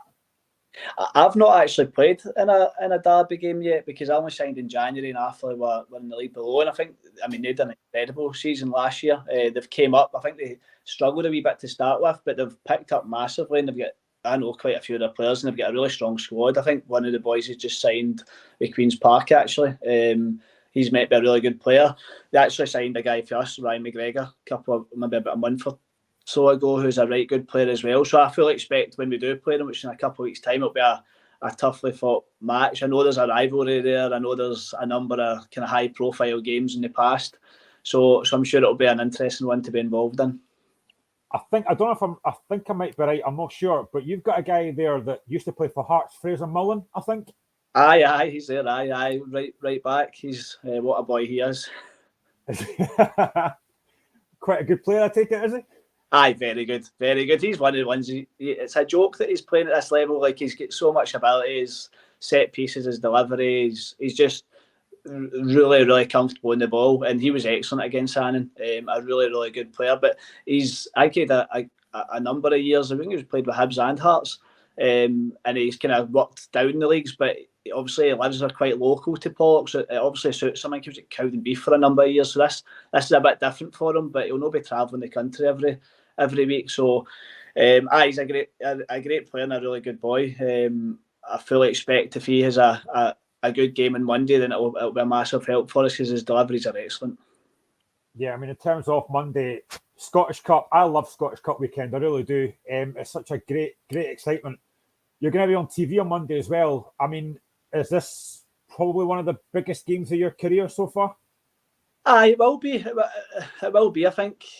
I mean, there's a different kind of spotlight on it. The Scottish Cup finals with the juniors were massive because you're going to win something, and that's ultimately what you want to achieve in your career. This is slightly different because you're right. It's on BBC. It's under the lights. It's against teams sitting top of the championship.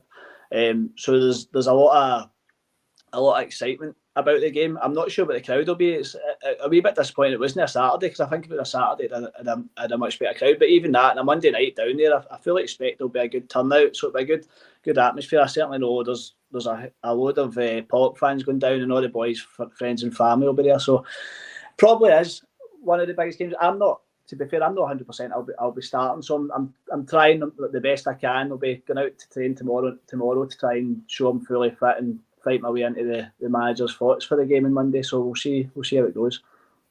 Are the guys all buzzing, or is it a nervous excitement, or how are you all feeling ahead of this? I don't think there's any. I've not felt any nerves within the team. I think people are quite excited by it.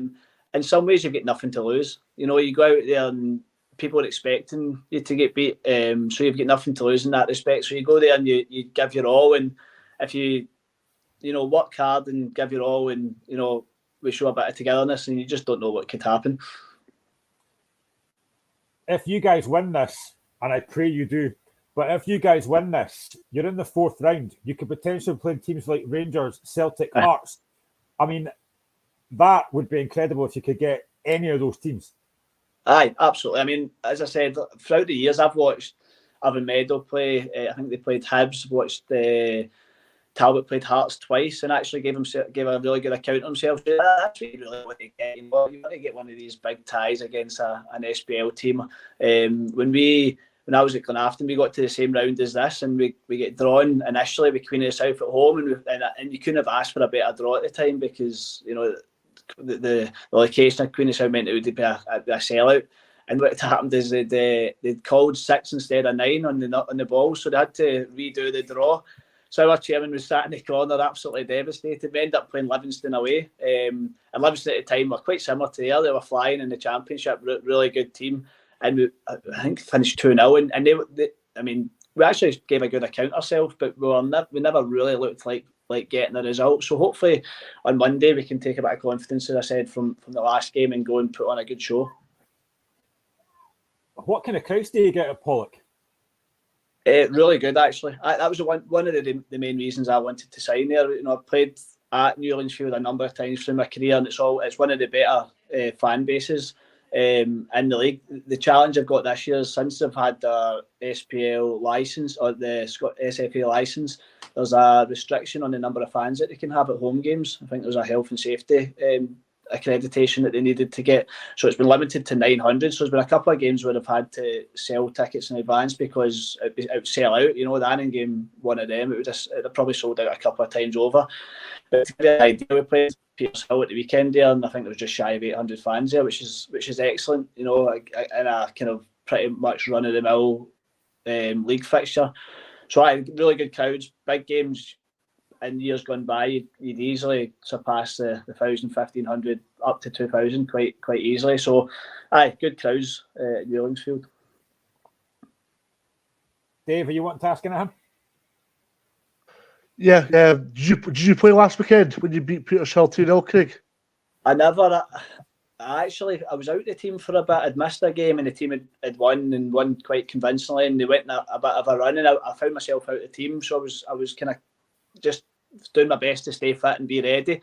I came off the bench a couple of times, and then I managed to get myself back in the team a couple of weeks back. Come off the bench and I played against Cumnock, I played against St Cadix, and just late on against St Cadix, had a wee bit of a tweak in my hamstring. I've never had a kind of hamstring injury before, so I didn't really know how far to push it. So spoke to a physio anyway, and we decided not to risk it on Saturday. Felt if I played, I'd potentially put myself out for a couple of weeks. So I never played on Saturday there. And the team won 2-0 really convincingly. I mean, should have been more, I would have said. So it leaves me with a bit of a fight to show I'm fit for Monday coming.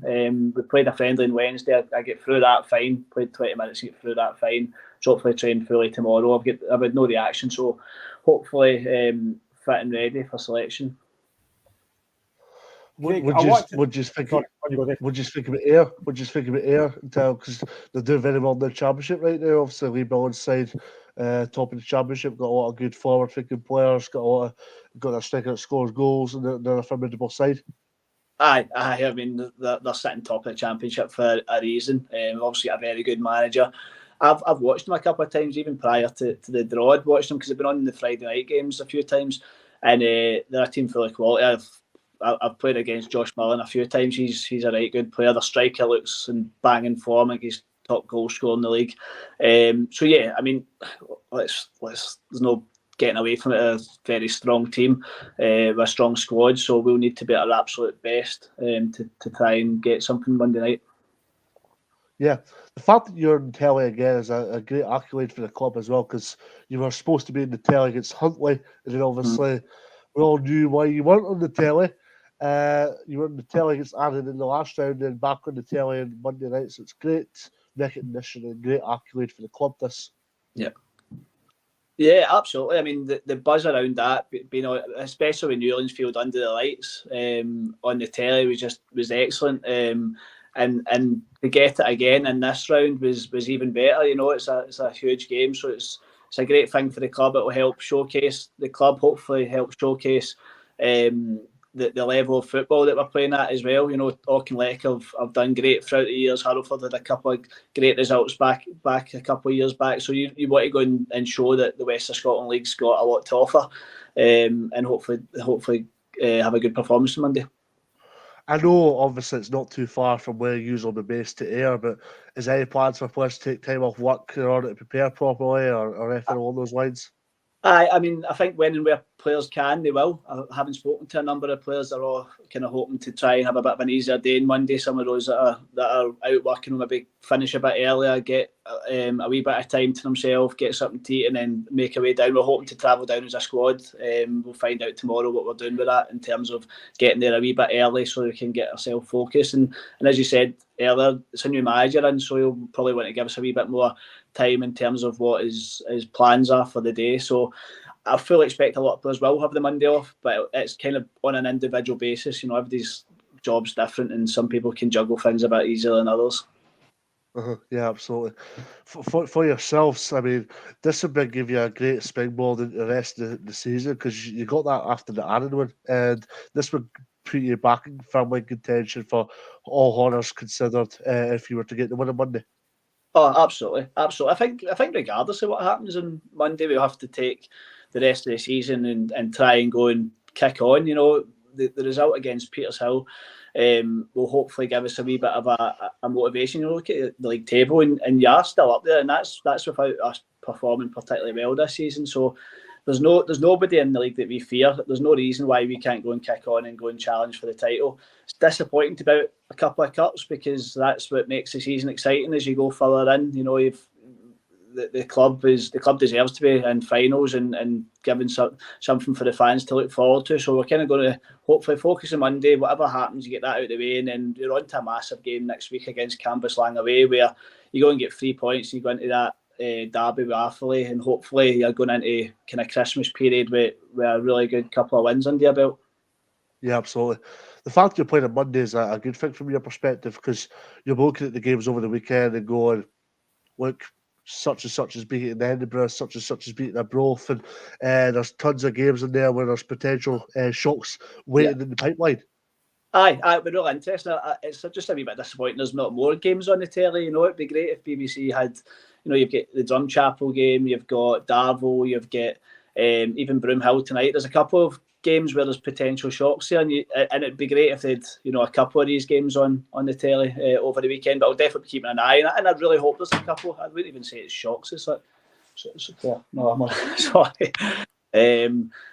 So I'd hope there's a couple of shocks in it, and I say shocks. See, to be honest, if any of those teams won, I wouldn't be hugely shocked. I think there's a real potential for some so-called upsets over the weekend. Well, that's a very good point, because the West of Scotland League, the Lowland League, and all the leagues, the non-league setup are just as competitive as the Scottish League.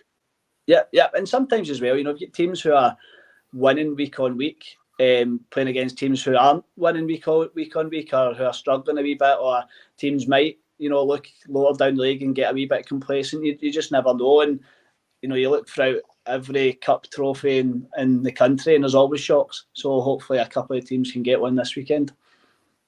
Yeah, absolutely. What's the idea for Monday? How are you going to approach it? Just the same as per usual? Aye. For me, it's nothing different. I approach each game the same. You try and drink a lot of fluid during the day. Try and get the right food into your body, and just prepare like you would for any other game. There will be opportunity to have a look at Ayr United and see what you're likely to be up against. Always do that and have a look and say, right, okay, if I'm playing, who am I going to be playing against? What's their strengths? What's their weaknesses? But in a game like this, that there's going to be strengths. So ultimately, you're just preparing as best as you possibly can. And come Monday night, you hope you can do your best in the night. Yeah, absolutely. Craig, it's 0-0 on Monday. It's the last minute. A Fraser Mullen corner comes in. You head at bottom corner, win the game 1-0. What's your celebration?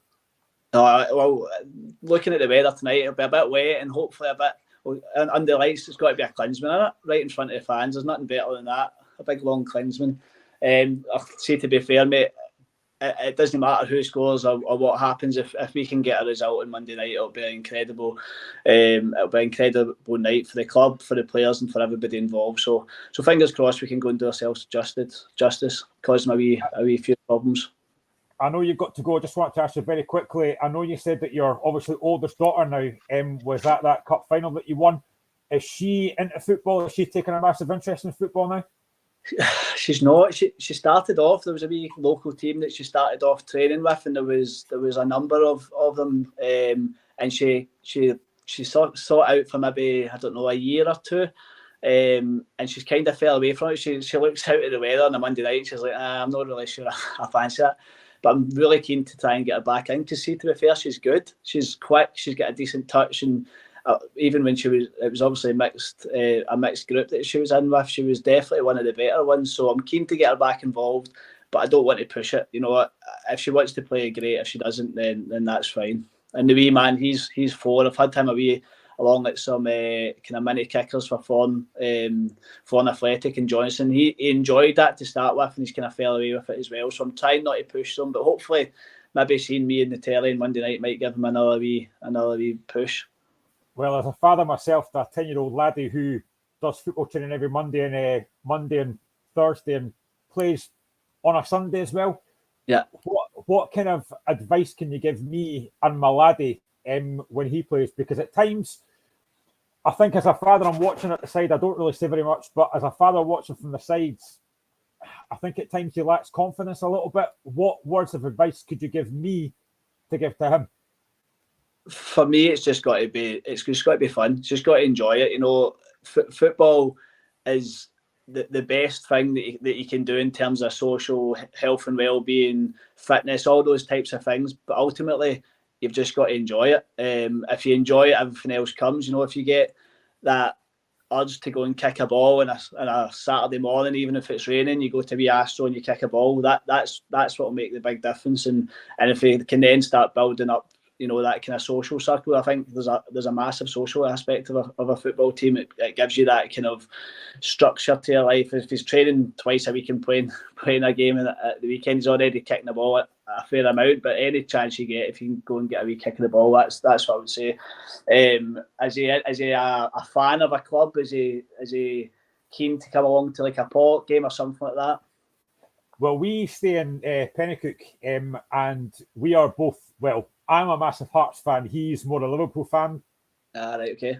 I'm trying to get him into Hearts as well. But we are local sides, Pennycook. We've been to a couple of games there, and again, to be honest, the standard in Pennycook's actually very good as well. They've had a good couple of seasons, haven't they? I think they challenged. Was it last year, the year back? For me, if you can get them along to games like that wee kind of buzz, the wee atmosphere. I don't know what they're like, but at Pollock, they let the kids on the park at half time, and you see all the kids' faces running about, kicking the ball on the pitch, and it's brilliant to see. So for me, if he enjoys it, brilliant. You don't want to be too pushy. You don't want to be that dad standing at the side screaming, shouting. My old man still comes to every single game and has done. When I was at Stenishmere, he travelled the country. He was at pretty much every game, but very rarely did I hear him shouting at me or at the team. It's always just the referee.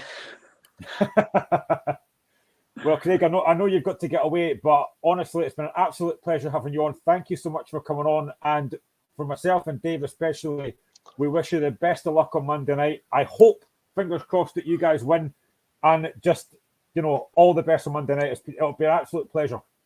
No worries. Thanks for having me. It's been great to meet you, and all the very best. Thank you very much, mate. Thanks, Take Craig. care. Cheers. Bye.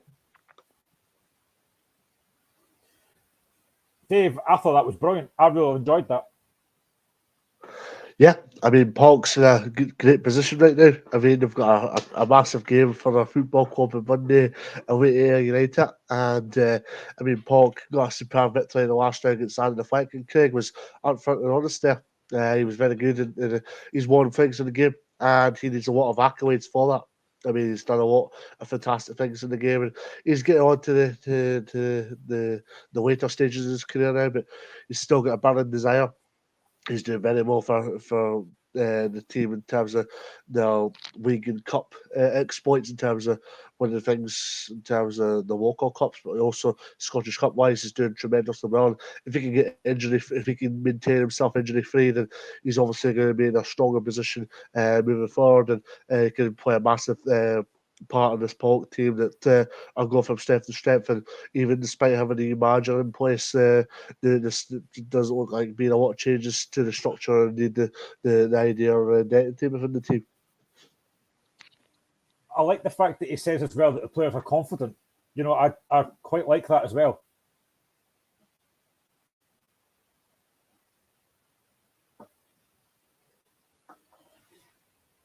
Yeah, so on Monday night, Pollock against Ayr United. That game is on BBC Scotland. I honestly think that Pollock have got a very good chance. Ayr United are a good team, but listen, it's Scottish Cup. Upsets are part of the game, and I really, really hope Ayr United, Pollock can get through. Not just because Craig was on the show, but I just think Pollock are a very, very good side, and hopefully they can get through. But also this weekend, changing tact a little bit, the SWPL, as tomorrow it is the little matter of Rangers against Celtic at 5:15. Rangers currently top of the league, Celtic in third, but it's only a point in it. So a massive, massive game this. Now, I think Dave's back with us, I think. Yeah. Dave, I'm just talking about the SW. Just talking about the SW. It's all right. Just talking about the SW. I was just sorry about that. So my flatmates came in. I thought there was somebody at the door there. No, it's all right. I'm going to talk about Hibs Hearts in a minute, but the SWPL tomorrow is the little matter of Rangers against Celtic. Now, this, no matter what it is in terms of Rangers Celtic, whether it's a men's game, whether it's a junior cup, whatever it is, this is a massive, massive game tomorrow. Yeah, absolutely. I mean, there's a lot of big games in SWPL 1 this weekend. I mean, Rangers play Celtic tomorrow night at 5:15. And what I will say is, well played to the broadcasters, because that's a tremendous time to be playing a game, especially of that magnitude, because there's obviously a couple of games on Sunday as well. Obviously, Hibs Hearts, Dundee United Aberdeen, Glasgow Road Spartans, and Hamilton Motherwell. I think it's great. We've got Rangers, got Celtic on at 5:15 tomorrow, and I think it's a great weekend in terms of trying to promote the women's game in whatever way we can, because you've got Rangers, got Celtic on at that time of question. A lot of people are getting a little bit sick and tired in the World Cup. Then it's getting a little bit boring just in the technicalities on the park more than anything else, because there's been a lot of drab nil draws in there. But in terms of this game, there's obviously a lot of round on this game tomorrow as well, because you've got a Rangers side that are a strong position. They drew at Glasgow City last week. They came back from a goal down to go rescue a point. They're against a Celtic side that are formidable within themselves. Celtic have a good record against Rangers. Celtic have probably won a lot more of the one-to-one battles against Rangers, and maybe not so much in recent times, but especially on the two lodges of both Fran Alonso and Malky Thompson. Fran Alonso's always came out on top, especially in the earlier proceedings. But if Rangers can win this tomorrow, then Rangers will be in a fantastic position. But if Celtic win tomorrow, Celtic are back, because Celtic have been a little bit underwhelming, I think. No, they were never going to hit the foundations and the potential that they have in the last few years, because Fran Alonso's done a tremendous job at Celtic. But if they can go win tomorrow, then that's I think it will go and reignite their season a little bit, and what a terrific way to go and get a victory of some sort. So a massive game for both clubs this tomorrow. If Rangers can go and get a victory tomorrow, then it will obviously put them in a really strong position as well. And both sides have kind of changed in terms of their squads since last season. Obviously, both sides have brought in players, and both sides are in better positions. So here's hoping we get a good game. And there is a little bit of disappointment tomorrow, the game not being at Ibrox, but I think that's been a little bit reserved, in all honesty. I was speaking to Fiona McIntyre on Tuesday on behalf of a podcast with SFF Podcast, and she was making the point that Rangers have played some games at Ibrox already this season, such as playing they played Benfica in the Champions League, they played somebody else in the Champions League as well, and I think Ibrox is getting reserved for the Champions League games, in all honesty. Now Rangers won't be involved in the Champions League again this time around, but I think Rangers will be back playing at Ibrox again later on in the season. But I think Sunday was just a little bit too soon for the club, especially with everything that's going on at this precise moment in time. But as for this weekend, it's going to be a terrific advert in terms of that one, and two teams that are right at the top end of the table with some good resources between the two clubs. Yeah, I mean, there's only 10 games played, and already you're looking at Rangers top of the league. They've scored 48 goals, conceded 1. Glasgow City are in second. They've scored 37, conceded 3. And Celtic are on, well, they've had 47 goals scored and only conceded 2. So the top 3 are already pulling away, and there's only 10 games in. Yeah, but that's the thing. The top 3 clubs have far superior resources and far superior budgets in comparison to other teams in the league. They're far superior quality as well, with all due respect. Rangers have been building their project for a good while now. They've been getting players in, either from Glasgow City or getting players in from elsewhere that have carried the Rangers' way. And they won the title comprehensively last year, and in a strong position. And they'll be looking to build on from that and maintain their challenge. So the Rangers are in a strong place.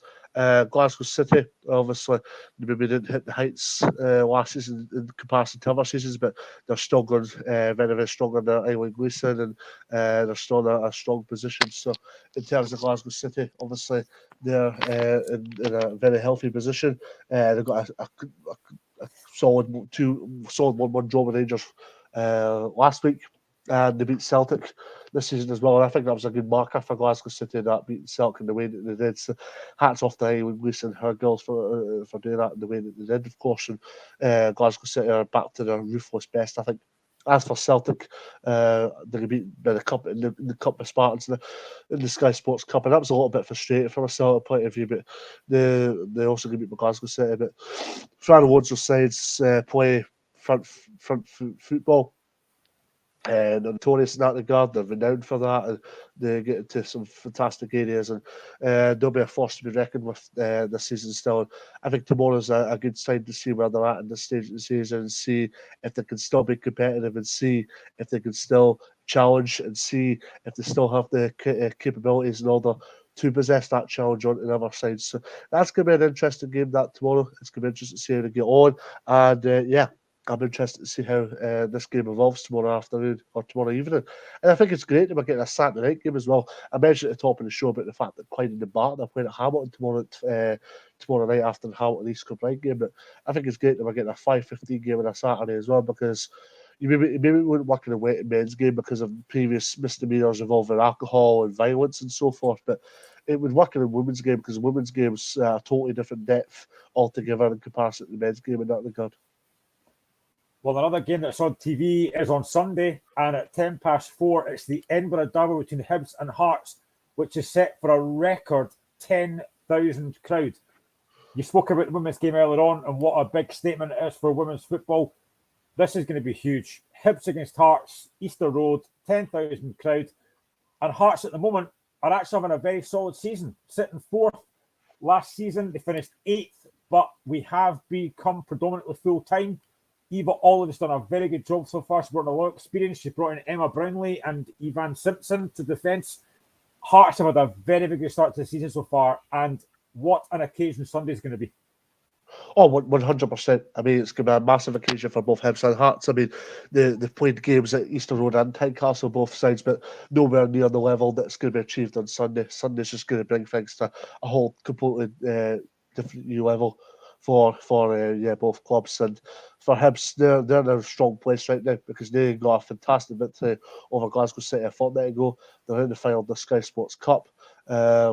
Ironically enough, the final is at Tynecastle when they do go and play Rangers, and Hibs are going well under Dean Gibson. I think if he lost that game in question, there'd have been a lot of pressure, and Sunday would have been defined as must-win for him. Now, I still think that Sunday is a must-win, but it's a must-win without that unnecessary pressure. I don't think so. Yeah, I think for Hibs, they're in a strong position right now, and they'll be a kick on Sunday when they host Hearts. But for Hearts, it's an opportunity to get a much needed win over Hibs. They beat Hibs during COVID, which was unexpected because Hearts under Andy Kirk at that time were in a saturated position, but they've bounced back well. They're obviously transitioning. They've transitioned very, very well. And Sunday's going to be a good test to see where they're at, where their calibre is at, how they can test themselves against Edinburgh rivals, and to see how they can test themselves. The striker's obviously good. She scored goals for Hearts. She's a talented player, and she obviously scores goals left, right, and centre for Hearts. But Hearts are good collectively over the park. Emma Burnley, as you alluded to, has been a top signing for Hearts. And they also signed Caitlin Mickey, who I think is a tremendous signing for Eva Olin as well. So Hearts have got a lot going well for them just now, and they'll be keep that going. And when you look at how Hearts are growing, they're growing very, very highly. So they'll be got to keep that going. And it's a massive game for both clubs, especially with the fact that we've got 10,000 people going on Sunday. It's going to be the biggest crowd that women's football's seen yet, and it tells you that both Hibs and Hearts fans buy into women's football. There's maybe not the same buy-in with Rangers and Celtic, which is understandable. There's maybe not the same buy-in with Aberdeen, Dundee United, and other clubs yet, which is entirely understandable as well, because women's football is a new concept in football terms, and indeed in Scottish football terms as well. I think one of the big things for me is that Rebecca McAllister, a midfielder for Hearts, is the first Hearts player to be capped by Scotland this month, which again is a massive, massive statement for Hearts. Oh yeah, because she's had a terrific season. She was one of those players that not a lot of people knew about. Even when you watched Hearts Women or read reports on Hearts, Rebecca McAllister was not one of the first names that was mentioned. I think she used to play for Celtic, and she hardly got game time at Celtic. And similar to Josephine Giard, who's at Hamilton, Josephine scored goals at Hamilton. They're both getting game time now. And Rebecca McAllister's went to Hearts and made the jersey her own. She's a big player for Hearts and been a huge influence. It's ultimately earned her a place in the Scotland squad, and that's all fine and well.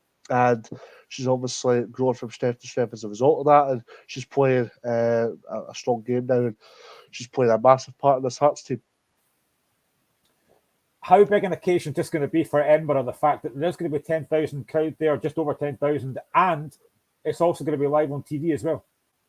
Yeah, massive, because a lot of the big crowds and all that are usually big crowds, usually Rangers and Celtic and all that, but the fact that Hibs Hearts is first and foremost on television, and then even despite the fact it's on telly, the fact it's getting 10,000 people going is something else. I mean, yeah, the tickets are free, but as Fiona McIntyre pointed out on Tuesday in the SFF podcast, they've done it in the perfect way, because I'm led to believe there's some sort of purchase involved, which is more behind the scenes or more internal things. So that's obviously a good thing and a good way of marketing your club, and a good way of marketing people in order to go watch the game. So hats off to both Hibs and Hearts, and a big crowd on Sunday. It's going to be a terrific occasion for the players. I mean, it's not cut final time, but the fact that you're playing a big crowd will drive your game up 15-20% to what you're usually accustomed to. The performance levels will rise as a result of that as well.